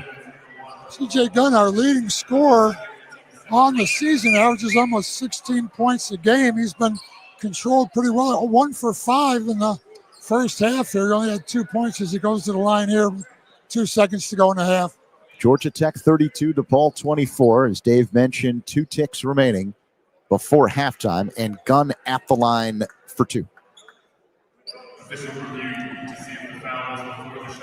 And now you heard in the background, the officials are going to the scores table to make sure. No, they're trying to make sure if the foul took place before the shot clock expired. Remember that the shot clock was ticking down as Gunn was dribbling to the hoop to put up the shot. There's only one player on the Demons. R.J. Smith is 2 for 2 from the floor. He's the only player on the Demons in the first half to have more than 1 basket. You're going on this whole scorer's box here. Macklin 1 for 4, Banks 1 for 4, Blocker 1 for 3, Gunn 1 for 5, N.J. Benson 1 for 2. That's your starting lineup there. Well, I think Justin Pierre was started. He's 0 for 3, so nobody's shooting the ball, getting able to find any rhythm going here in this first half. Well, the Demons have turned it over a whole bunch down the stretch here. 5 turnovers over the last 4+ minutes. And during that time, Georgia Tech has gone on a 12-1 run. That's been the story here as we approach halftime. 2 seconds remaining, first half. Georgia Tech 32, DePaul 24.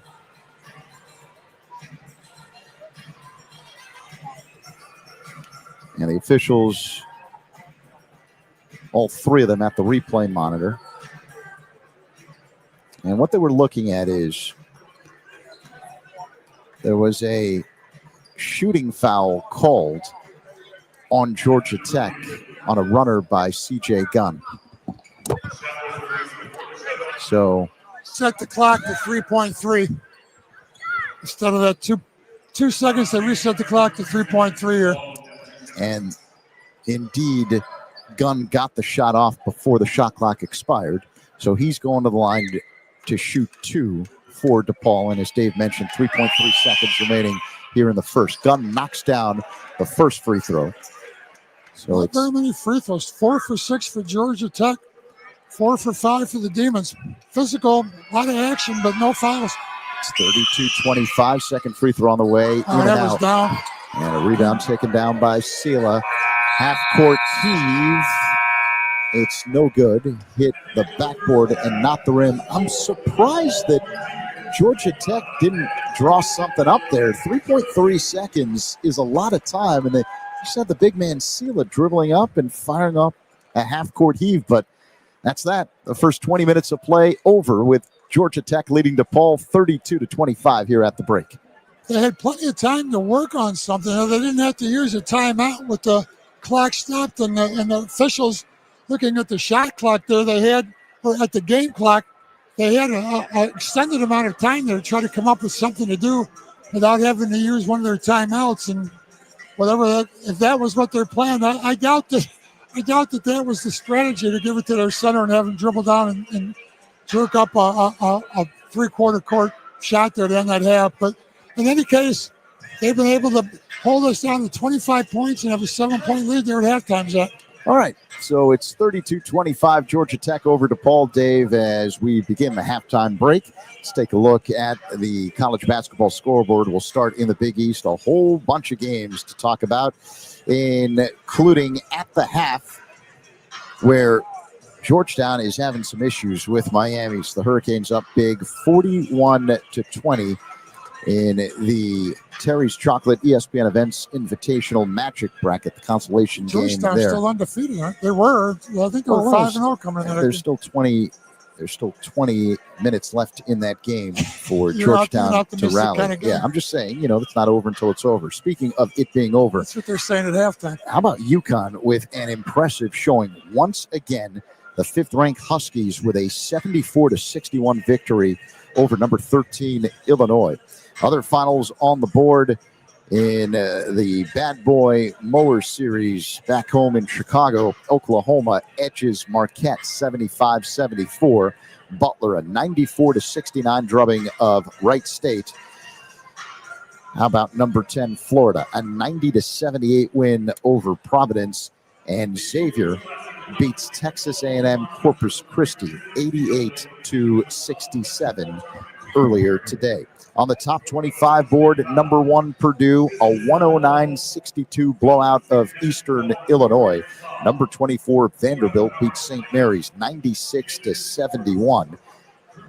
And later on tonight, number 9 BYU takes on Dayton in the Magic Bracket Championship of the Terry's Chocolate ESPN Events International. This is feast week around college basketball, so an opportunity for a whole bunch of teams to test themselves against some top flight competition. Blue Demons trying to do that against Georgia Tech of the ACC. But Dave, as they go to the halftime locker room, the Blue Demons are down. Yellow Jackets up 32-25 after the first 20 minutes of play. And fans, it's now time for the first half recap, brought to you by Aries Charter Transportation, an official charter bus provider of DePaul Athletics. We talked about before the game about the team that could control the tempo would have an advantage in this game. DePaul coming off 2 games where they scored 93-plus points. Obviously, the level of competition, not what this Georgia Tech team is bringing tonight. Georgia Tech team in the top 10 nationally in field goal percentage defense and in three-point percentage field goal defense. So this is a much tougher team defensively than we have faced, and that is reflected in the halftime score here, 32-25. Let's start out with Georgia Tech statistics here at the half. 32 points there, led by Cam Kraft. Buffalo Grove native that started at Xavier and is here now, finish up his career at Georgia Tech. He had a couple points early, 7 points in the half. He leads all scorers with 7 points in a very low-scoring game. Mohamed Sila with 6 points. Jaden Mustaf with 5. Bay and Dango with 4 points. 6 points off the bench for Akai Fleming. And Peyton Marshall, a big 300-pound center, came in and got 4 points, a couple free throws, and got a rebound there and knocked that back in for 32 points for Georgia Tech. For the Demons, leading scorer, believe it or not, R.J. Smith off the bench in 7.5 minutes with 5 points. He's the only guy to have more than one basket in the first half. 2 for 2 from the floor. One of those was a three-pointer. He leads all Demon scorers at halftime with 5 points. Like I said, nobody else with more than one basket. Leighton Blocker is very aggressive early. He's got 4. I think he might have the first 4 points of the half there for the Demons. He hit a jumper and then got a drive to the basket, made a couple free throws, but he was shut down after that. He's got 4. Other guys with 3 points. N.J. Benson, 1 for 2 from the floor, made a free throw. He's got 3 points. C.J. Gunn, again, leading scorer for the Demons on the season, averaging almost 16 points a game. 1 for 5 from the floor, 3 points in the half. Caleb Banks, who's been splitting at starting forward position with Teo Pierre-Justin off the bench here. 1 for 4 again. 3 points for Caleb Banks, 3 points for Cruz McClure, the freshman, off the bench in about 10 minutes of action. 2 points apiece for Brandon Macklin and Fabian Flores. And then no points. Jeremy Lorenz got a couple minutes, but then Teo Pierre-Justin had about 10 minutes there in the first half. 0 for 3 from the floor, no points. So give Georgia Tech credit for controlling the tempo of this game, a low-scoring game. Again, they're in the top, I think, 30 in the country for defense, giving up only 63 points a game. So, again, this is a game that they have controlled the tempo of, and we're even below that. Total here with 25. We're looking at a 50-point game unless we can get on track in the second half. Remember, this DePaul team came out and scored 58 points in the second half alone against Detroit Mercy. So they are capable of putting some points on the board. Depends on what they can do against the Georgia Tech defense. Rebounding, being out-rebounded by Georgia Tech 21-16. 7 of those came on the offensive boards for Georgia Tech. DePaul with 4 offensive boards. Georgia Tech with a lead 7-2 in second chance points. Georgia Tech with the lead 20-10 in points in the paint. And that goes back to what we talked about. Points in the paint used to be kind of indicative of that they were getting the ball into big guys and scoring around the rim. A lot of the points in the paint now in today's game come in transition where you're getting baskets and layups going to the basket. So not necessarily dominating by the big guys inside, but Georgia Tech with a 20-10 lead in points in the paint. Georgia Tech with a lead of 9-2 in points off turnovers, which they are prone to turnovers. They had, I think, 5 earlier. They still only have 6 for the half. DePaul only had 7 in the whole game against Detroit Mercy last time out, and they had 7 here in the first half. So another stat indicative of the problem they're having attacking this Georgia Tech offense. Again, DePaul, remember, one of the top teams in the country, in the top 5, in percentage of baskets that come off of assists. They've only got 4 assists. They're coming off a 29 assist game, the most in Coach Holtman's career. And today, again, Georgia Tech putting the clamps on that.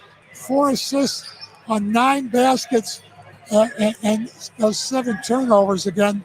Demons with 2 steals. Georgia Tech, 6 assists on 13 baskets. They got 5 steals. They average about 8 steals a game. So They have an ability to get in the passing lane. Demons shooting 41%. I'm sorry, Demons shooting 34%, 9 out of 26 in the first half, only able to knock down 3 out of 12 from behind the three-point line for 25%. Neither team, again, got to the free throw line very often. Free throws for the Demons, 4 out of 6, 66%. For Georgia Tech, they shot 41% in the half, 13 out of 31. They only were able to knock down 2 3-pointers, 2 out of 10. Demons, 3 out of 12. So it's been a brick throwing contest from behind the arc in the first half. And Georgia Tech, again, with only 6 free throw attempts, 4 out of 6. So free throws and fouls not been a factor. Nobody really in foul trouble. I take that bet. Teo Pierre Justin picked up 3 fouls. He's the only one with more than 2 fouls. Kawasi Reeves with 2 fouls. Lamar Washington with 2 fouls. Peyton Marshall with 2 fouls for Georgia Tech, but nobody really in foul trouble here as we get ready for the second half. Georgia Tech's up 32-25. And there's your first half recap, courtesy of Harry's Charter Transportation. You remember when you first came to DePaul, it was the start of a renaissance for the program, and you, Joe Ponsetto, and a whole bunch of others helped build the program to a point where Mark Aguirre wanted to come to DePaul. He did. They ended up going to the Final Four. 1979, a huge year for DePaul basketball, and that started the golden era for the Blue Demons in the modern era of basketball. And Georgia Tech had a similar type of deal when Kenny Anderson, Dennis Scott, and Brian Oliver joined Bobby Cremins in Atlanta. They reached the Final Four in 1990 before losing to UNLV. And then they would not make the NCAA championship game until 2004. They lost to UConn in that affair. Will Bynum from Chicago, Jarrett Jack were the stars of that team. The only Georgia Tech alum in the Basketball Hall of Fame is? Not Price. Not Mark Price. I'm going to go with Kenny Anderson. No, see, you would think they had Stephon Marbury too. No, Chris Bosh. Chris Bosh, that was a name that I had forgotten. You're right. He's already in the Hall of Fame? How long has he been retired? Long enough for, yes. Well, I mean, won a few championships. Yeah, he did okay, but he just retired a few years ago. They put him in there fast. Yeah. Oh, he's a very good big man. I mean, as a fellow big man, you can appreciate what he was able to do in Toronto, and then obviously I like you just talking about me in the same sentence with Chris Bosh. As a fellow big man, that that's accurate. Yeah, well, we're both big. It's something I can't say, so I think there's something to that as we get set for the start of the second half here in Niceville, Florida. This is the Emerald Coast Classic.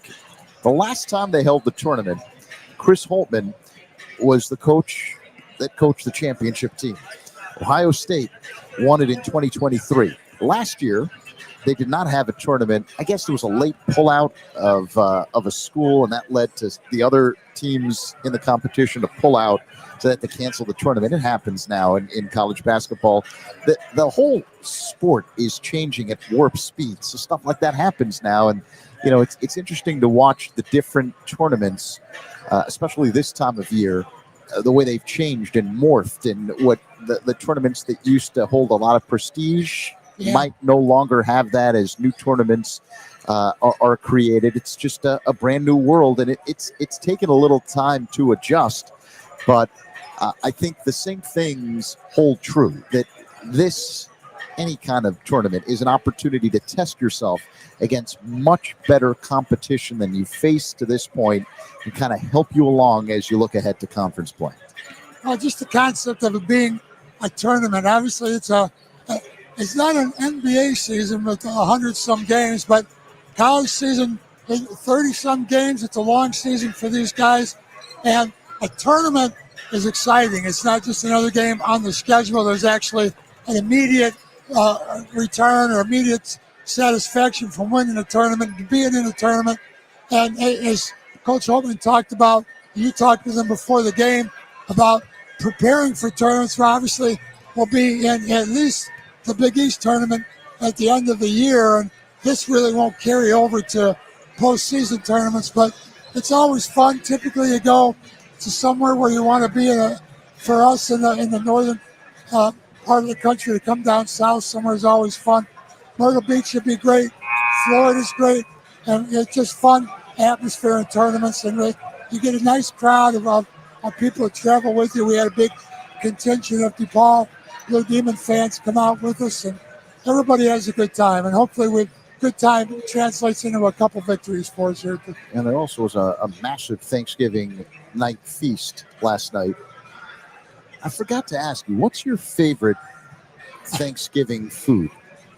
You forgot to ask me. This was important for you. You wanted to. It was. Somehow it got past. Well, you were at a different table, so I didn't, and it was. What do they call it? What's in the turkey? Tryptophan, or what puts you to sleep in the turkey? Yes. I'm not a scientist, but I don't necessarily know if that's 100% true. I always take a nap after my Thanksgiving dinners, but I don't know if it's a turkey or not. But the cranberry sauce, my dad came from Missouri, and my grandma, we used to go out to my grandma's house every holiday, and they make some of that southern with the ham and the turkey and the grits and the black eyed anything. Name a southern dish. We used to have that growing up with my grandma cooking some. My grandma and my aunt. I don't want to forget about Aunt Doris. She was a great cook too. So I've been part of a lot. I grew up to be 7 feet tall. It wasn't because I dieted my whole life. So clearly you enjoyed what Aunt Doris was cooking. Yep. All right, we're getting ready for the start of the second half. Georgia Tech 32, DePaul 25. As the Blue Demons will have to rally here, it'll be Georgia Tech ball to begin half number 2.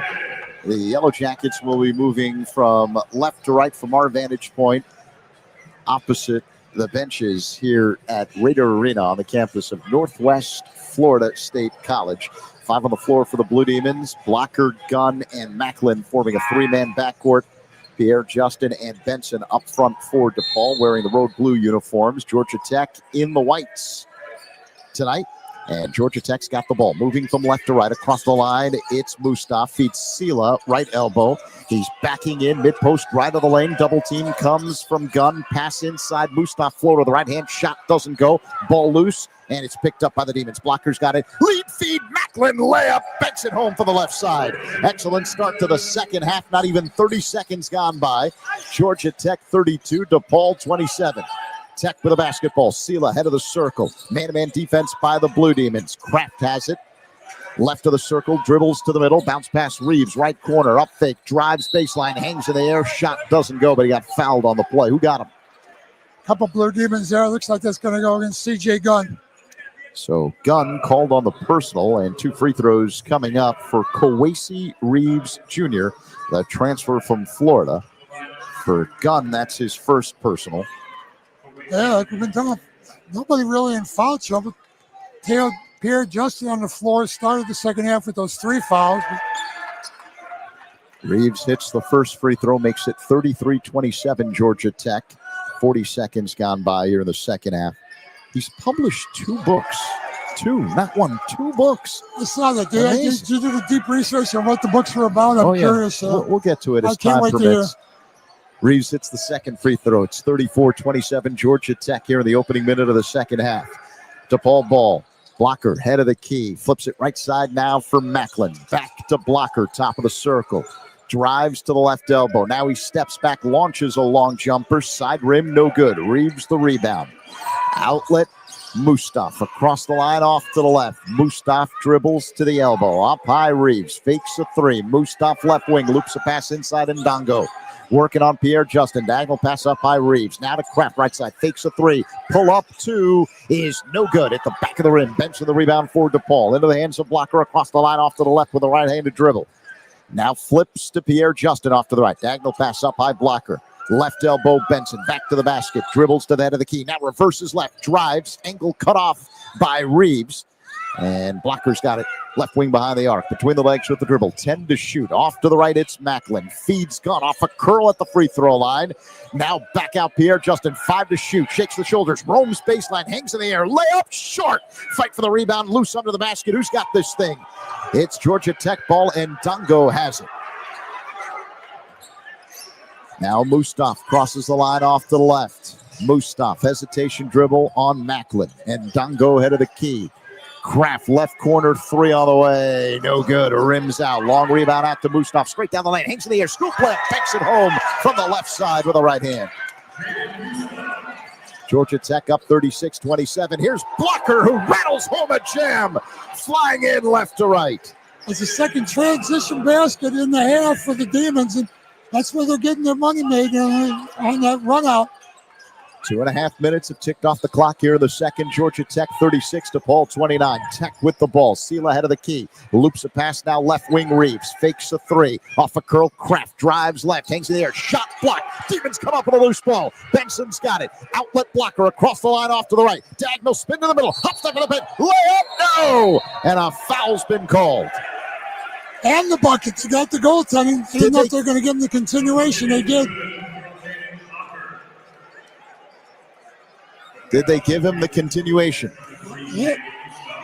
They did. They did. Count the basket and the foul for Layden Blocker. It's now 36-31 Georgia Tech. Not even 3 minutes gone by here at the start of the second half. And Blocker will go to the line and try and complete an old-fashioned three-point play. The foul called on Mustaf. And again, where'd that come from? Early transition, early offense in the transition. Layden Blocker, as good as you'll see as far as attacking the basket athletically, came off a dunk last time down. That time he took it to the hole hard, picked up the foul. Blocker bends the knees. He snaps the right wrist and puts home the free throw. Georgia Tech 36, DePaul 32. 3 minutes gone by. Second half. Georgia Tech with the basketball. Mustaf. Head of the key now. Kraft off to the right. It's Fleming, puts it on the floor, stops at the free throw line, angle cut off, flips it now left side for Kraft, roaming baseline. Good defense by R.J. Smith. Kraft throws it to the free throw line. That's where Sela has it. Now inside, right of the lane, and Dongo flips it in the corner left side. Kraft up high, left of the circle. Mustaf 3 to shoot at the free throw line. Turnaround jump on the way. He doesn't get it. Rebound taken down by Macklin. Here come the Demons. Macklin accelerates to the right, lost the ball, picks it up behind the arc along the right wing. Macklin now directing traffic with the right hand, yo-yos with the left. Blocker's got it left wing behind the arc. 15 to shoot for the Demons. Blocker uses a Benson screen, rolls to the free throw line, gives to Macklin. Right side 3, bullseye! Demons within 1. 16-13 to go, second half. Georgia Tech 36, DePaul 35. Blue Demons on an 8-0 run. And timeout, Georgia Tech. The Blue Demons have recaptured that offense that's been missing for most of this game. You can hit a 3 again. That was in the half-court set. The only offense that the guys come out transition. That was a long 3 by Macklin. When the 3s goes down, it looks like you're running a good offense. But again, that's just a matter of making that shot. They're 4 for 14 now on the game from three-point land, 28% shooting, which is about what Georgia Tech holds their opponents to on the season. DePaul doing just as good a job. Georgia Tech defensively, Demons holding Georgia Tech to only 2 out of 11. So far, three-point shooting has not been much of a factor other than both teams missing them. DePaul on an 8-0 run. It's a 1-point game. Georgia Tech 36, DePaul 25. Zach Zaidman, Dave Corzine with you courtside here at the Emerald Coast Classic. Our engineer is Justin McGinnis, helping us blast to the speakers of your radio as well as all of your smart devices. DePaul was down 32-25 at halftime. We'd like to remind you that Disparty Law Group is Chicago's law firm. Disparty Law is the accident and injury law firm that fights hard for you. Just like the DePaul Blue Demons, the Disparty team knows how to win. When you're injured at work or in an accident, remember one name, Disparty Law Group, because Larry wins. You know, Zach, you can see that Georgia Tech struggles as much as the Demons have putting points on the board. Demons have been playing some pretty good defense. And again, Georgia Tech really relies on that defensive pressure. Again, they're one of the top teams in the country, holding opponents to 34% shooting overall, 24% behind the three-point line. But they only shoot 43% themselves on the year, only score 72 points a game. So they need to keep the Demons at bay here. If the Demons can get this up in that 70-point range, that's when Georgia Tech has trouble staying with you. But right now, both teams, you mentioned a little earlier, Zach, it's been a game of runs. And once again, now the Demons putting on a little bit of a run. Yeah, second time the Demons have been on an 8-0 run in this game. And they're down by 1 with 16:05 to go in half number 2. Georgia Tech 36, DePaul 35. There are 4 teams in the Emerald Coast Classic. DePaul and Georgia Tech playing game 1 tonight. Following us, LSU plays Drake. And then the winner of that game will face the winner of this game. The loser of this game will face the loser of that game tomorrow here in Florida. I think that second game tonight starts at 9 o'clock. I think those guys, I'm glad we have the early game. Those guys won't be getting even back to their room until midnight or so for that second game. And then they've got to turn around and play tomorrow. They're younger than you. They can deal with it. It's like, right? Demons coming up now, man to man. I thought they might be coming out of that timeout in the zone. All right, Georgia Tech basketball in the half court. Lamar Washington has it straight away. Checked by Banks. Now a switch as blocker guards Washington at the free throw line. The big man Marshall. Up high, it's Washington. Swings it now left side for Fleming. Uses a screen between the legs with the dribble. Now a long jumper from the corner. Doesn't go. Marshall the rebound right of the lane. Hop step in the paint. Clears out Benson and banks home a layup. He's making Benson look little, and Benson isn't little. So that ends DePaul's 8-0 run. Georgia Tech 38, DePaul 35. 15 and a half minutes to go in the game. Alley-oop catch jab! MJ Benson off the lob from blocker. Came flying in from the left side and rattled it home with both hands. I told you he wasn't little. Georgia Tech 38, DePaul 37. Nearly 5 minutes gone by here in the second half.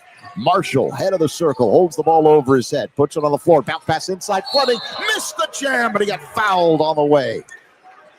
I think they maybe get that on Caleb Banks, and let's see who they call for the foul. I thought that might be a pretty good. Yeah, Caleb Banks gets the foul. I thought he met him up there pretty well, but he picks up that foul. So that leads to an official timeout. We'll keep it here. 15-10 to go here in the second half. Georgia Tech on top of DePaul 38-37. Follow the Blue Demons wherever you go. The official DePaul Blue Demons app features live and on-demand video content, in-game stats, score updates, the latest apparel, and more. Download the official DePaul Blue Demons app today at DePaulBlueDemons.com/app. The action has definitely picked up over the first 5 minutes of this second half. I love the way the game's being called. They're doing a great job of allowing both of these teams to play. It's been an aggressive game. Both teams looking to run the ball. Obviously, DePaul looking to push it every possession. Georgia Tech, a big physical team. And it's a competitive game here, 1-point game. And yet neither team been to the free throw line very much. Georgia Tech 6 for 8 now. DePaul 5 out of 7. Georgia Tech will go back to the line here after this timeout. But it's been a well-played game without a lot of just walking back and forth from one side to the other shooting free throws. So officials doing a good job, and it's been an exciting game. Georgia Tech 38, DePaul 37, 15-10 remaining here in the second half. The leading scorer tonight for DePaul is point man Layden Blocker. He's got 9 points, 3 of 6 from the field, 0 of 2 from three-point range, 3 of 3 from the free throw line. He's got 4 assists to go along with 3 rebounds. Jaden Mustaf and Cam Kraft both have 7 points for Georgia Tech. Blue Demons shooting 42% from the field. If you love offense, you might not want to hear this. So 42% from the field for DePaul, 39% from the floor for Georgia Tech. Blue Demons 4 of 14 from three-point range, light years ahead of Georgia Tech from behind the arc. The Yellow Jackets 2 of 11 from three-point territory tonight. Both teams have been to the line shooting around 70%. DePaul 5 of 7 and Georgia Tech 6 of 8. Remember, DePaul, 58 points in the last game they played in the second half. They shot 60% in that half and over 50% behind the three-point line. Again, they haven't shot the ball up, but 4 for 6 so far in the second half. So let's see if we're a second half team here. Kai Fleming at the line was fouled on a dunk attempt before the timeout. He'll shoot 2. Fleming, a 6'4 freshman from Marietta, Georgia, had a season high 14 against Bryant. His dad, Atiba, was part of the U.S. Virgin Islands national team. Put a ball in Akai's hands at the age of 4. He's been playing basketball ever since. As Fleming knocks down the first free throw and extends the Georgia Tech lead to 39-37 over DePaul. Not even 5 full minutes gone by here in the second half. The next free throw by Fleming is on the way, and that goes down. So he hits both. Demons down by 3, 40-37. 15-10 to go second half, and now Georgia Tech will apply full court pressure after the made free throw. Far sideline pass for Layden Blocker. Now Georgia Tech drops back with the exception of Lamar Washington, who's pressuring Blocker, who crosses the timeline off to the left. Now dribbles to the right near the midcourt stripe. Crossover dribble. Gets to the head of the key. Gives behind him. Macklin fakes a right side 3. Left wing Banks. He fakes the 3. Got his man in the air but didn't shoot it. 10 seconds to take a shot for the Blue Demons. Macklin driving right. Stops along the baseline. Bounce pass inside. Too strong. It skips out of bounds. He was looking for Banks cutting from the left baseline. Turnover DePaul. There again, you see that half-court offense or the lack of success that they've had with that half-court offense. They've got to find some answers. They rely on that defensive rebounding and running the ball out. And so far, they've been able to stay in this game. Benson sits. Flores back in for DePaul in the middle. Georgia Tech ball up 40-37 over DePaul. 14 and a half minutes to go in the game. Reeves, foul line jump. From the right elbow, no good. Rebound and Dongo. Hands off to Washington. Left of the circle. Checked by Banks. Now off to the left, Fleming. Interior pass knocked away by Smith. Picked up by Fleming. At the free throw line now, it's Marshall. His pass is blocked away by Flores. Into the hands of Banks. DePaul ball. Blocker across the line off to the right. Head of the key now, it's Macklin. Back to Blocker, right wing. Blocker waits for a screen, gets it from Flores, drives inside the paint, kick out left side. It's Banks, and he is fouled hard as he was skying to the hoop. Marshall again put him down hard. He's a big man to take the ball into. He made you pay for that one, but he's going to go to the free throw line here. Got picked up the foul, but he paid. He was holding his elbow. He went down pretty hard on the floor. Banks holding the right elbow with his left hand. He'll go to the line and shoot 2. Caleb Banks, a senior transfer from Tulane, started his career at Indiana, where he was teammates with C.J. Gunn. Here's the first free throw, and it rims out. There's some young girls sitting behind us that have decided to try and impact free throw shooting. You will hear them momentarily as Banks will bend the knees. There you go. I'm going to say that's annoying, not to Banks, who knocks down the free throw, but to us sitting right in front of those young women. 13:58 to go here in the second half. Georgia Tech 40, DePaul 38. Georgia Tech ball. And Dongo has it off to the right, feeds Reeves behind the arc, loops a pass back inside. Ball knocked away by Macklin, who steals it along the near sideline. Just yanked it out of Ndongo's hands with the peanut punch. Head of the key, it's Macklin. Roaming right, angle cut off. He's all alone there, didn't realize it. Off to the left, Banks behind the arc. Cruz McClure, head of the key. Cruz McClure drives, kick out, Macklin hits 3, gone from the right corner, and DePaul takes the lead. Blue Demons up 41-40 over Georgia Tech. 13:20 to go, second half. Demons beginning to heat up from behind the perimeter. Washington drives, shot, blocked by McClure, out of bounds. Last touch to Paul. Excellent defense by the Demons.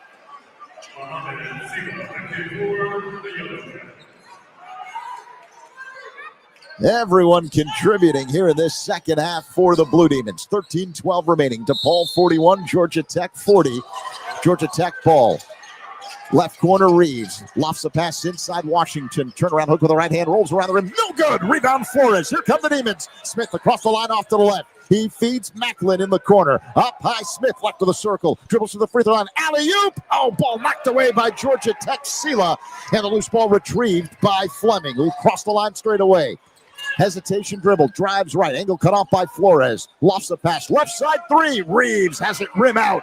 And skying for the rebound is the 7-footer Flores for DePaul. Into the hands of Smith, across the line straight away. Hesitation dribble with the left hand. Turns the corner, drives, angle cut off by Fleming. Now in the corner, Macklin left side. Shakes the elbows, gives to Banks, his 3. Good from the left wing.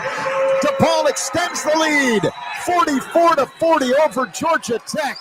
The Demons on a 7-0 run.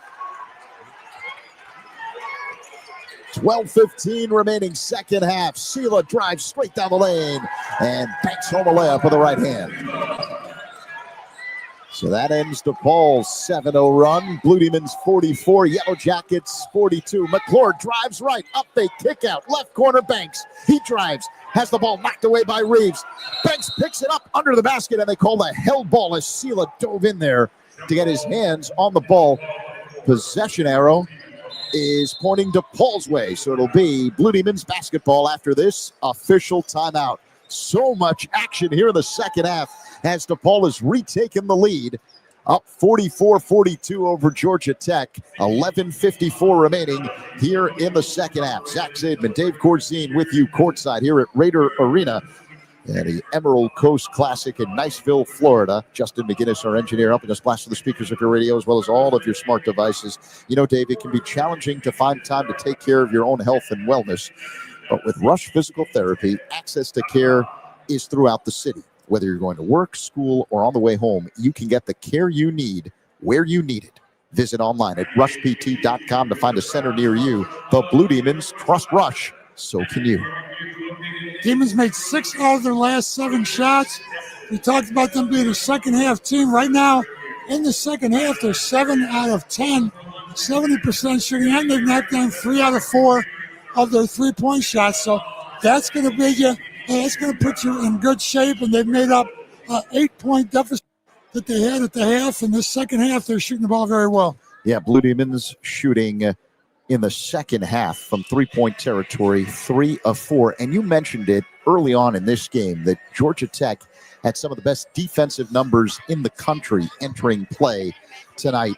Top 35 in points allowed, in top 10 when it came to defensive field goal percentage, and near one of the best teams in the country when it came to 3-point defense, holding teams to just 24% from behind the arc. And the Demons have found their niche. So I don't know what Chris Holman told his team at halftime, but the Demons have found a way to make the half-court offense work. Well, again, they're looking for early offense. They made a couple threes, and you look real good when they make a couple threes. They hit 3 out of 4 out of their half-court offense there, and that makes you look like you're running a good offense. Those shots don't go in. Still, Georgia Tech doing a nice job defensively, but if we can keep shooting the ball like that, obviously we're going to be in good shape. Georgia Tech now, we'll see what happens after this timeout. DePaul on a run, making 6 out of their last 7 shots. So we'll see what adjustments, if any, Georgia Tech makes coming out of this timeout. 11:54 to go, second half. DePaul 44, Georgia Tech 42.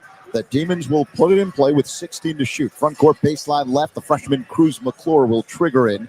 Gets the ball from the official Tony Henderson. Holds the ball chest high. Waits for a cutter. Inbound pass tapped up in the air and stolen by Washington. In the hands of Fleming. Down the left sideline. Spins baseline under the basket. Shot. Pass, I think. Nowhere to go. Yeah, he got lost in the air. McClure took it away, gives to Smith, driving right, stops at the elbow, and now the Demons will set up the half-court offense. McClure has it left of the circle, shakes the shoulders, driving right, angle cut off, crosses over, steps back, wanted to shoot a 3, doesn't do it. Now Macklin, top key 3, side rim, no good. Rebound Sela, outlet to Washington, across the line for Georgia Tech, high stepping it, driving left under the basket, gives to Mustaf, right corner 3, is no good. Offensive rebound, Sela, but they call a foul on the rebound attempt. It's on DePaul. Cruz McClure with the foul. Sela went over his back to get that offensive rebound, but they called Cruz McClure for backing into him and undercutting him on that. Georgia Tech's going to have the ball under their basket here with 20 seconds on the shot clock. Lamar Washington will put it in play. Senior from Portland, Oregon, a transfer from Pacific. Scored 40 points last season at Washington State. So front court baseline right. Washington gets the ball from official Pat Adams and gives to Reeves. Baseline jump right side, puts it home, and we're tied. 44 all, coming up on 11 minutes remaining here in the second half. Reeves' first basket of the game. Off to the right, it's Blocker driving, angle cut off, spins to the free throw line. Up high, Cruz McClure for 3. Side rim, no. Rebound, Sela. The big man puts it on the floor. He's across the line for Georgia Tech. Lost it. Taken away by Cruz. Cruz, McClure, Euro step to the right, layup, count the basket, banks it home, falling to the deck, no foul was called, but the Demons take the lead, 46-44 over Georgia Tech, 10.5 minutes to go. What a move by Cruz McClure to put the Demons on top. Georgia Tech basketball. Sela has it head of the key. Gives to Washington between the rings. Driving left. Stops the dribble at the elbow. Gives to Reeves. Roaming right baseline. Turnaround jump. No good. Rebound McClure. He's across the line straight away. Hesitation dribble. Gives left side. Banks has it. Back to McClure. Shakes the shoulders. Drives left. Floater with the right hand. The teardrop goes down. Cruz McClure taking over the game. DePaul up 48-44 over Georgia Tech. 10 minutes to go. Off to the right. It's Mustaf. And a high arcing layup. Banks it home. Off glass. 48-46 the score. DePaul with the lead. 9:45 remaining. Head of the circle. It's Blocker driving left, and he's fouled on a layup attempt. Washington picks up that foul with his body. Going to go to the line here. Aiden Blocker, one of our best free throw shooters, has made all 3 of his attempts today. Blocker with 9 points tonight. The leading scorer is Brandon Macklin with 10. Cruz McClure has let his presence known here in the second half. He's got 7 points. Knocking down a big 3 and then a beautiful Euro step bucket moments ago. Blocker's first free throw is good. Hit the front of the rim, the back of the rim, and then dropped in. So DePaul goes up 49-46 over Georgia Tech. 9:41 remaining in the second half. Flores sits back in the game. Pierre Justin. N.J. Benson also re-enters, and Caleb Banks will get a breather. So the 5 on the floor for DePaul. Blocker, Smith, McClure, Pierre, Justin, and Benson. One more free throw for Layden Blocker, tied with Macklin, both with 10 points tonight. Layden is 4 of 4 at the line. Blocker wearing the clear rim glasses. Eyes the rim, bends the knees, snaps the right wrist, and knocks home the second free throw and makes it a 50-46 game. DePaul on top of Georgia Tech. 9:40 to go, second half. Yellow Jackets with the ball. Mustaf has it along the far sideline, crosses the timeline, being hounded by Blocker. A bounce pass to Ndongo, who's got it behind the arc on the right wing. Ndongo dribbles to the head of the key. Off a curl, top of the circle. It's Kraft driving right, gives to Mustaf. 3-point range, right side. Checked by McClure. Shakes the shoulders. Spins inside the paint. Fall away jump shot. Short. Rebound McClure. Demons on the move. Outlet Smith. Down the left sideline. Hesitation dribble. Now under the basket. Bounce pass up high. Pierre Justin misses a 3 from the right wing. Weak side rebound taken down by Ndongo. Into the hands now of Mustaf across the line straight away. Veers off to the left. Behind him, it's Ndongo right of the circle. Has the ball knocked away. Picks it up head of the key. Pierre Justin in his grill. Ndongo leaves it for Reeves off to the right. Drives. Angle cut off by McClure. Wild shot. No good. Weak side rebound. Smith. Here come the Demons. Smith lead feed. Pierre Justin right corner. Back up high Smith. Left of the circle, it's McClure. Holds the ball waist high. Gets a screen from Benson. Driving left. Angle cut off by Reeves. Flips it to Benson, top of the circle. Now it's Smith at the free throw line. Right side pass. Pierre Justin has his 3. Rim out. And the rebound taken down by Marshall. Georgia Tech ball. 8:23 to go. Second half. Blue Demons up 50-46. Reeves. Left of the circle. At the free throw line, Marshall holds the ball over his head. Now backing in on Benson, who knocks the ball away. Marshall picks it up and rattles home a turnaround hook with the right hand. That's no offensive foul. I don't know. It just elbowed him right in the head. 8 minutes to go. DePaul 50, Georgia Tech 48. They're letting them play tonight. That's what I was complimenting them on earlier. This will prepare you for the Big East, right? Yeah. Off to the right behind the arc. Blocker spins to the top of the key. Now drives left, hangs in the air. Layup. No! Put back. Jammed in. N.J. Benson with the follow. DePaul up 52-48 over Georgia Tech. 7:37 to go. Second half. Mustaf drives right. Angle cut off. At the free throw line, it's Ndongo finds a cutting Kraft under the basket, and his layup is good. 7:25 to go. second half. DePaul up 52-50 over Georgia Tech. Blocker with the ball off to the left in three-point territory with a right-handed dribble. Uses a screen, drives right, kick out. Pierre Justin, his three, back rim, no from the corner. His head's got him now. He's 0 for 6 from the floor. He's thinking about it too much. Marshall, the big man for Georgia Tech, at the top of the key, puts it on the floor, spins right, stops the dribble, whips a pass inside. Reeves, his turnaround jump for the mid-post goes down. Tie 52 all and a foul. Is that a foul on Mustaf in the backcourt? It looks like, although again, I saw a blocker give him a forearm shiver there to get him away, but Mustaf picks up the foul. So that leads to a timeout. Tie game, 52 all. DePaul and Georgia Tech with 6:52 remaining here in the second half. Zach Saban, Dave Corzine with you. What a game here in the second half. Back and forth. Demons were down 32-25 at the start of this second half, and then DePaul went on top thanks to an 8-0 run. And moments ago, Georgia Tech tying up the game. That's kind of been the story tonight. Back and forth basketball between DePaul and Georgia Tech, which is what we expected. The two teams very much evenly matched here tonight. Blue Demons, choose chill. Coors Light is cold lagered, cold filtered, and cold packaged for a smoother finish. It's got that crisp, refreshing taste that makes those moments when you choose to rise above the noise and choose chill even better. Coors Light is a proud sponsor of DePaul Athletics, so crack one open and take a sip. Coors Light, choose chill, celebrate responsibly. Demons were up by as many as 5. Georgia Tech up by as many as 9. And now we're tied at 52 with 6:52 to go here in the second half. All right, you see the way this game is unfolding. Give me the keys for the Blue Demons down the stretch. So far, it's all been about three-point shooting. You look at Georgia Tech, 2 out of 13 for the game, 0 for 3 in the second half. We're talking about how the Demons have picked up offensively in the second half. But remember when they were 3 for 4 and on a roll from behind the line?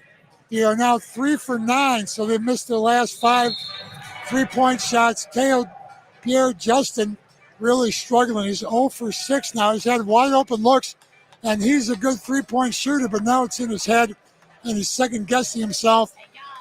Hopefully he'll get the rhythm going here.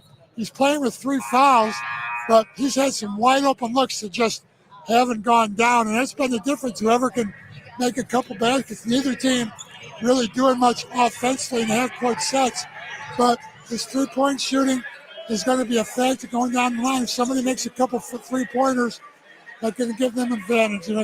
Georgia Tech hasn't made a three-pointer in the second half in the first 13 minutes. DePaul ball out of the timeout. Demons have to go nearly the full length of the floor along the near sideline in the backcourt. C.J. Gunn triggers in, centers it to Blocker, who will cross the line off to the right. Feeds Banks off a curl, three-point territory. Right side. Macklin head of the key. Left of the circle, Gunn. Now left wing behind the arc. It's Blocker. Drives under the basket. Loops a pass up high. Macklin shakes the shoulders. Nothing doing. So backs it out. Left of the circle with a right-handed dribble. Uses a screen from Benson. Driving right. Macklin hangs in the air. Oh, shot block. Ball retrieved by Banks. Up high. It's Gunn for 3. Too strong. Fight for the rebound. Benson yanks it down and he's fouled. N.J. Benson clearing space underneath. I like N.J. Benson. There he's up against 2 big bodies inside there, Marshall and Ndungo, and he came up with the ball. He just went up there and took it away from the other 2 big fellas. 52 all, 6:22 remaining here in the second half. DePaul ball at the top of the circle. Macklin drives to the free throw line. Now roaming right angle cut off. Blocker's got it behind the arc. Right wing 3. He got it. Baked it home. Leighton Blocker gives the Demons the lead again. 55-52 over Georgia Tech. 6 minutes remaining second half. Pass inside and a foul called on Caleb Banks. Got tangled up with Ndungo. I just talked about three-point shooting being a factor in this game. And Leighton Blocker banks one in, so it counts. It definitely counts. And it puts the Demons ahead 55-52. It's a non-shooting foul. So Georgia Tech will put it in play. Front court baseline left. Washington to trigger in. Loops a pass to Marshall. Off to the left. Checked by Benson. Now Marshall backs in. Mid-post left of the lane. Up high. Fleming for three. Too strong. Fight for the rebound. Banks. And Macklin comes up with it. Georgia Tech still has not made a three in the second half. Now Blocker across the line off to the left. Between the legs with the dribble. Uses Benson's screen. Bounces left. Stops mid-post left of the lane. Up high Benson. Hands off to Macklin. Top of the circle. Spins right. Accelerates. Angle cut off. Walls left. Fires up a hook. It's no good. Ball loose under the basket. Picked up by Benson. Bounce pass inside. Layup from the left side. Good for Brandon Macklin. And DePaul extends the lead. 57-52 over Georgia Tech. Approaching 5 minutes to go. Tech with the ball. Left of the circle, Washington off a curl. Kraft has it left wing. Now it's Ndongo, left of the lane, working on Blocker. Diagonal pass, right side. It's Fleming, drives on Macklin. Scoop layup, no good, but he got fouled on the play. Still a physical game here. Both teams playing hard, but the officials letting them play. So N.J. Benson picks up the foul. And going to the line for two is a Kai Fleming. DePaul 57, Georgia Tech 52, 5:01 remaining in the game. 4 for 6 so far in the game on the free throw line for Fleming. Who bends the knees, flicks the right wrist, and misses the first free throw. So it remains 57-52. Demons looking to win their third in a row. Back-to-back wins coming in against Gardner-Webb and Detroit Mercy, but Georgia Tech, a much different level of competition. The second free throw by Fleming is good. So it's a 4-point game with 5 minutes to go. DePaul 57, Georgia Tech 53. Full court pressure by the Yellow Jackets as Kayla Banks looks to trigger in. Far corner, it's Layden Blocker. Shakes the shoulders, working on Washington one-on-one along the far sideline. Between the legs with the dribble, centers it and crosses the line. Now veers off to the right. Washington in his grill. Left-handed dribble, switches to the right. Blocker drives, stops at the elbow, gives to Macklin, head of the key. 15 to shoot. Off to the right behind the arc. Blocker holds the ball knee-high. Gives left side Macklin. Jab step left. Now he drives on Fleming. Ain't cut off under 10 to shoot. Gunn has it. Mid-post left of the lane. Whirls inside the paint. Follow-away jump shot on the right side. Goes down. CJ Gunn with a tough shot. DePaul 59. Georgia Tech 53. Under 4.5 minutes to go. Tech ball. And Ndongo has it off to the left. Working on Banks. And we've got a whistle. Caleb Banks again with the foul. It's his fourth foul now. It's non-shooting. But because of the 4 fouls, I think Chris Holtman's going to go to the bench, and R.J. Smith will re-enter. Banks will sit. So DePaul's going to go small here with this alignment. Yeah, they are. So Blocker, Macklin, Smith, Yeah, they're really Gunn, small. and Benson, the only big men. And now we're ready for the resumption of play. Washington will trigger in, front court baseline left, gives to Fleming, 2 on the way, knocks it down from the left side. Neither one of these teams are going to back off. 59-55 the score. DePaul over Georgia Tech, coming up on 4 minutes remaining in the game. Full court pressure by the Yellow Jackets. Smith, the ball handler for the Blue Demons, straight away. Now Tech drops back. Right to left across the line comes R.J. Smith. Left-handed dribble, hesitation, drives left. Spins right. Now he's right of the lane along the baseline. Up high, it's Blocker off to the right with 15 to shoot. Between the legs with the dribble. Spins left. Behind him, Smith fakes a 3, head of the key. Driving right, hangs in the air, gives to Gunn, right corner. Roaming baseline, trips, keeps his dribble, floats up a wild shot, gets it to go. DePaul 61, Georgia Tech 55, 3.5 minutes to go. Sometimes you need a little luck, right? Well, he bounced in a 3. Now off to the left. It's Mustaf. Underneath pass. Sela. You don't need any luck for that. All right, so 61-57 the score. DePaul on top of Georgia Tech. Coming up on 3 minutes remaining in the game. Blue Demons basketball. Smith has it straight away. He'll cross the timeline. Immediately greeted by Fleming. Now Macklin has it between the rings. Macklin with a left-handed dribble, bounces left, accelerates to the hole, whirls right, throws up a wild shot. It goes down, and he taps his chest as he heads back the other way. Demons are hitting some tough shots down the stretch. DePaul 63, Georgia Tech 57, 2:54 remaining here in the second half.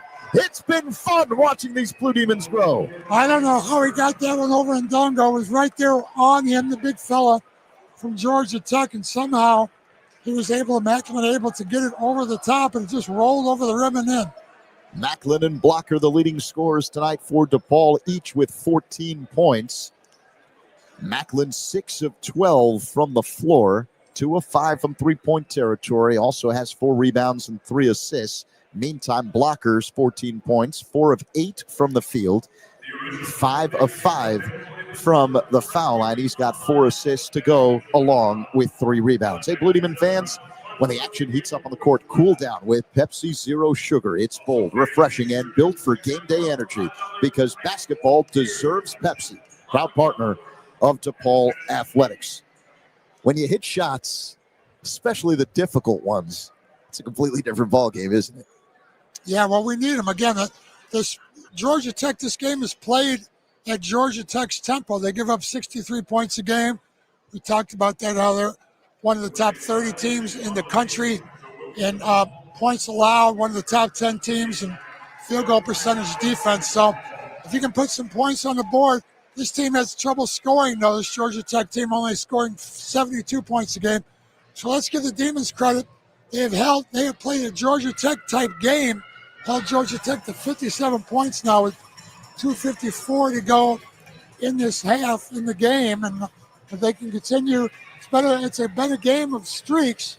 Right now, both teams shooting the ball well. Georgia Tech's made 5 out of their last 6. DePaul 4 for 4 of the last 4 shots. So both teams shooting the ball well as they go down the stretch here, but DePaul holding on to a 6-point lead after that Brandon Macklin layup. Yeah, DePaul 63, Georgia Tech 57. As Dave mentioned, 2:54 remaining here in the second half. It's game 1 of 2 for the Blue Demons this weekend at the Emerald Coast Classic here in Niceville, Florida. Here's the timeout situation. Blue Demons have 3 remaining. Georgia Tech 2. Demons have committed 6 team fouls. Georgia Tech 5 team fouls. So that gets you caught up to date. The possession arrow is pointing Georgia Tech's way. So Georgia Tech will be going to the free throw line here on any further fouls for at least a 1-and-1.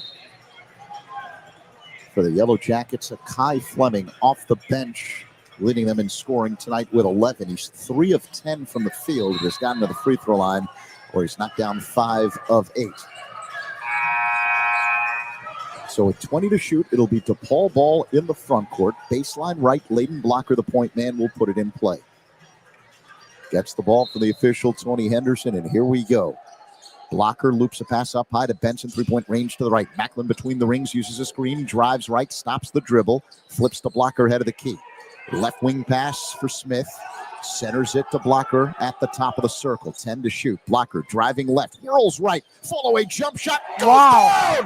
Layden Blocker with another tough shot for the Blue Demons. They go up 65-57 over Georgia Tech. 2.5 minutes to go. The shot making down the stretch by the Blue Demons, exceptional. Mustaf driving right, gives underneath, and Dongo lefty layup, missed the bunny, and the ball goes out of bounds. They say off the hands of Benson, Georgia Tech ball. And Dongo upset with himself for missing a point blank layup there. A nice feed from Mustaf. So time called by the Blue Demons. Are we going to have a challenge of this play? Yep, the Blue Demons will challenge that call, and all 3 officials will head to the replay monitor to take a look. The call on the floor, and we don't have a monitor in front of us to be able to look at the replay, and the gym here at Northwest Florida State College does not have one of those video screens up high. It's very much an old school feel here. But the call on the floor was that the ball went off the hands of N.J. Benson, that rebound. out of bounds. So we'll see if Typically, you're not going to challenge unless you feel like NJ Benson should have known who hit the ball out of bounds. And the coaches rely a lot on what the coaches say, on what the players say. John Gaffney, the lead official, walking over in our area to let everyone know that they are doing exactly what they said they were going to do, which is review the challenge by DePaul of the ball going out of bounds off of NJ Benson. For now, 2:18 remaining in the second half. DePaul 65, Georgia Tech 57. Blue Demons shooting nearly 50% from the floor tonight against one of the best defensive teams in the country coming in Georgia Tech. Justin McGinnis has given us a look here at the replay from the TV feed. But they're showing the teams in the huddle. And now John Gaffney's going to let him know, Dave. So why don't you go take a listen?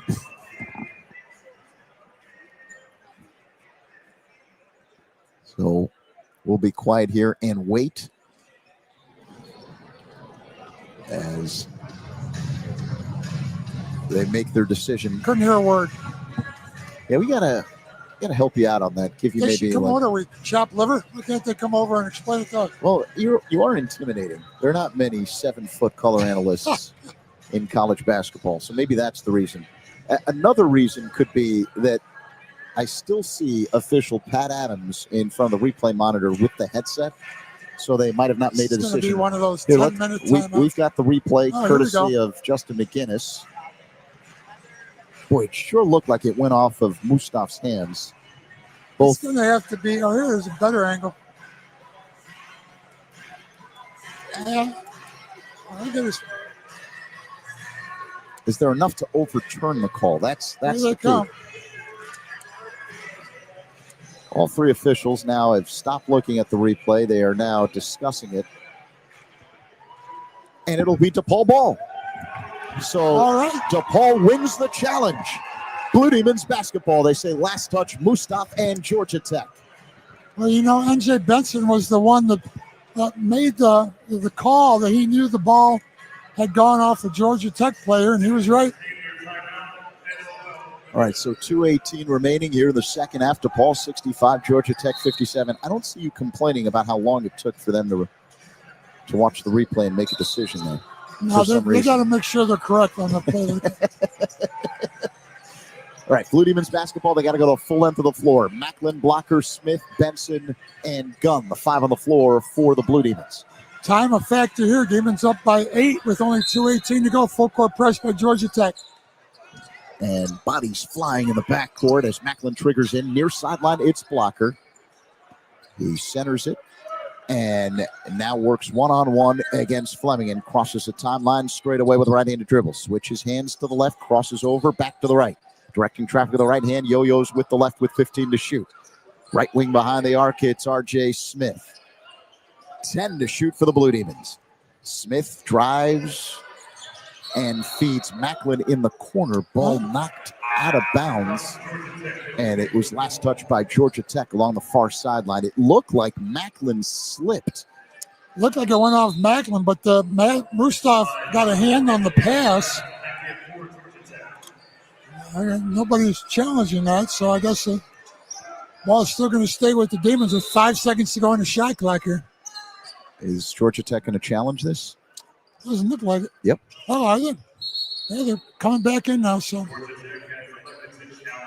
Yeah, so I think your initial reaction to that play is probably the right one, and Georgia Tech will likely get the ball after what will be an exhaustive and long review. So while they do that, and Justin McGinnis will show you the replay momentarily, we'd like to remind Blue Demon fans about the 50-50 raffle. Want your shot at a big win? Enter the DePaul Blue Demons 50-50 raffle. Each ticket gives you a chance to win half the jackpot, with the other half supporting DePaul student athletes. Whether you're at the game or cheering from home, you can enter anytime at DePaulBlueDemons.com/raffle. That's DePaulBlueDemons.com/raffle. Get in the game, support the Blue Demons, and maybe take home the prize. Must be 18 years or older and located within the state of Illinois at the time of purchase. See official rules at DePaulBlueDemons.com/raffle. How do you think the officials feel about this challenge? They don't want to say they were wrong. They look at this and decide who's got the ball. It's got to be a pretty clear-cut case, and the Demons won the last challenge. I think this is a pretty clear-cut case, too. Just watching it again. There's the deflection by Musa. Then we're blocked from that angle from seeing exactly if it touched a Blue Demon after the deflection by Mustafa. The officials have made up their minds. They're walking away from the scorer's table. I don't see. So it looks like it's going to stay Georgia Tech's ball. Well, no, the initial I'm sorry, call. DePaul's ball on that side of the floor. So Georgia Tech loses a timeout.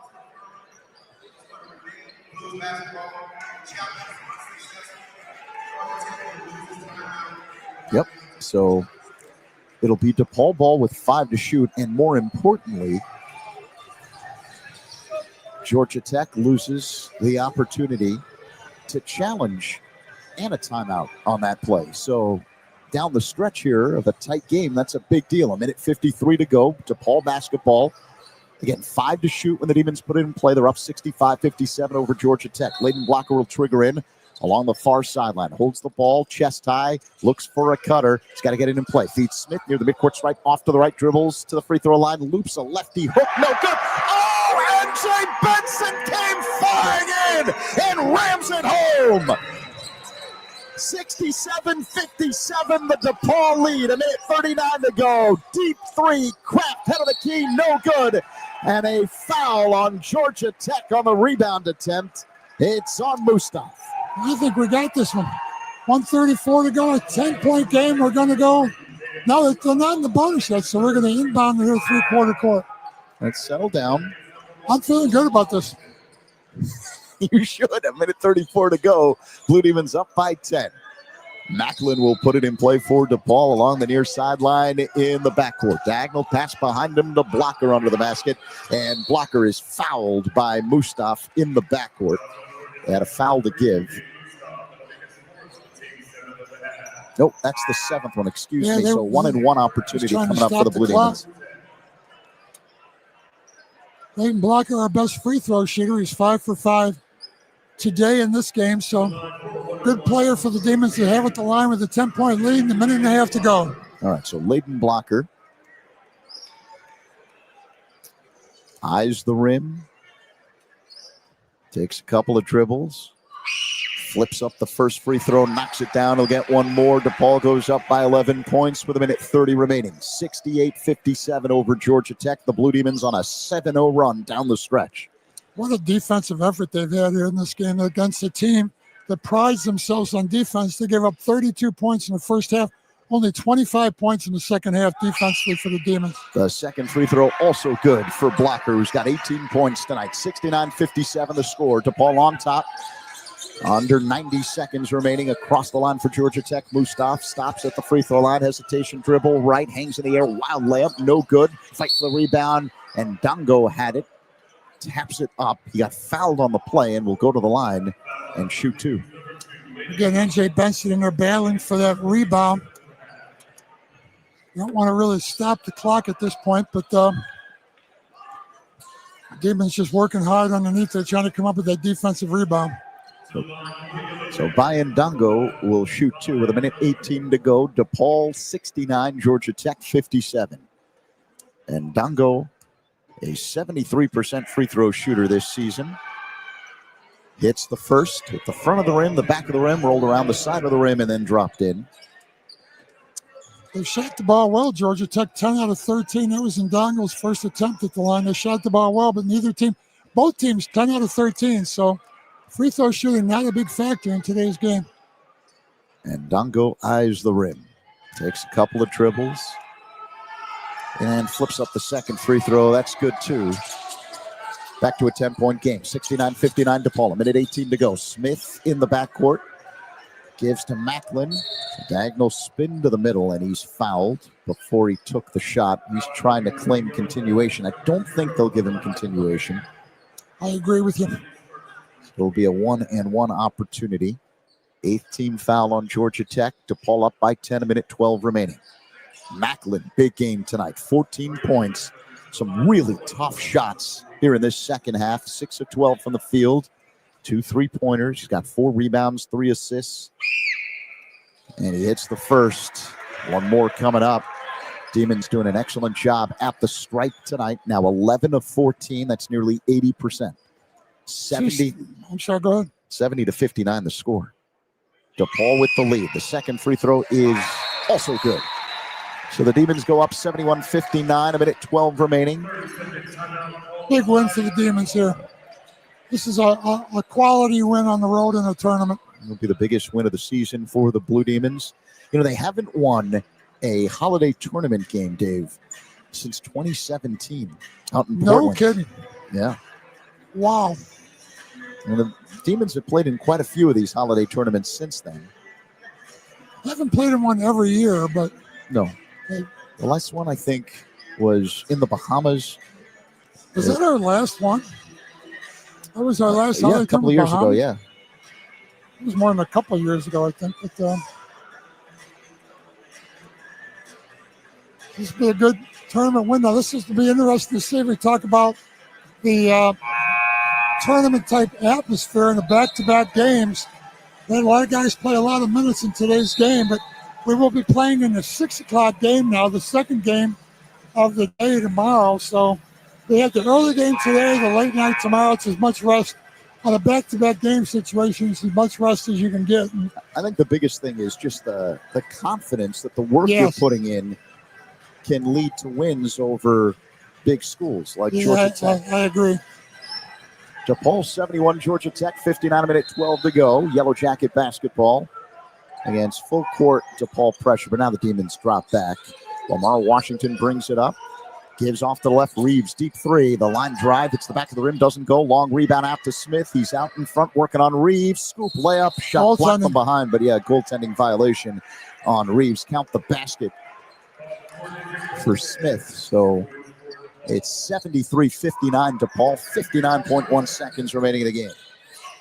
Into the front court now. Kraft has it off to the right, feeds Reeves. Another 3 short. Long rebound out to Smith. And he's going to wait to get fouled. They're still taking the intentional foul down by 14 points under a minute to go. You want to stop the clock and put us at the line for some bonus points here. So Georgia Tech has gone 2 minutes and 40 seconds without a field goal. That gives you an indication of why the Demons were able to pull away late here. As R.J. Smith goes to the line. So 1-1. Here's the first. It's good. You would think the girls behind us would realize that the screeching is not working. It's working with you. It definitely is annoying me. And probably our listening audience as Smith knocks down the second one. It's now 75-59 DePaul over Georgia Tech. 44 seconds to go. Smith with 9 points. Chatfield has it off to the right. Now they swing it left side in the corner. It's Washington for 3. Short rebound blocker. And they're going to call a hell ball. Fleming got in there. And the possession arrow is pointing Georgia Tech's way. 75-59 the score. DePaul with the lead over Georgia Tech. 28.9 seconds to go. I want to hold them to 59. That seems better. Oh, didn't work. Pass under the basket. Wide open for a layup. Fleming banks it home from the right side. Sorry, Dave. Yeah. You don't always get what you want, even on Thanksgiving. All right, so Brandon Macklin will bring it up across the line, right to left. Shot clock off. Demons going to dribble this one out. What an impressive performance by the Blue Demons. Their best win of the season. As DePaul comes to Florida and knocks off Georgia Tech 75-61. The Demons win their third in a row and improve to 5-2 on the season. A lot to like about DePaul's Thanksgiving in 2026. Yeah, Georgia Tech had not given up more than 66 points other than their loss at Georgia. They lost that one 92-87, but other than that, 66 points, the most points they had given up in a game. And DePaul getting 90-plus points over the last couple games, but a better level of competition here. They're still able to put up 75 points, the most, second most points that Georgia Tech has given up this season. And they're really able to, in crunch time down the stretch, as you said, Zach, shut Georgia Tech down and able to come up with some big baskets right now. DePaul players going over to celebrate with a large contingent of DePaul fans that came down to Florida to watch this tournament. Can't say enough good things about the way the Blue Demons picked up their 5th win of the season. This is what you needed to do. It wasn't just the fact that they won the game, but they won it in impressive fashion. That's the thing that really stood out to me. Leading the way tonight, Layden Blocker with 18 points. But it wasn't just him. There were a whole bunch of contributors tonight. Brandon Macklin with 16 points for DePaul. NJ Benson, 9 points, 9 rebounds against some much bigger bodies underneath tonight. I like watching NJ Benson play. There's never a time where he's not giving you 100%.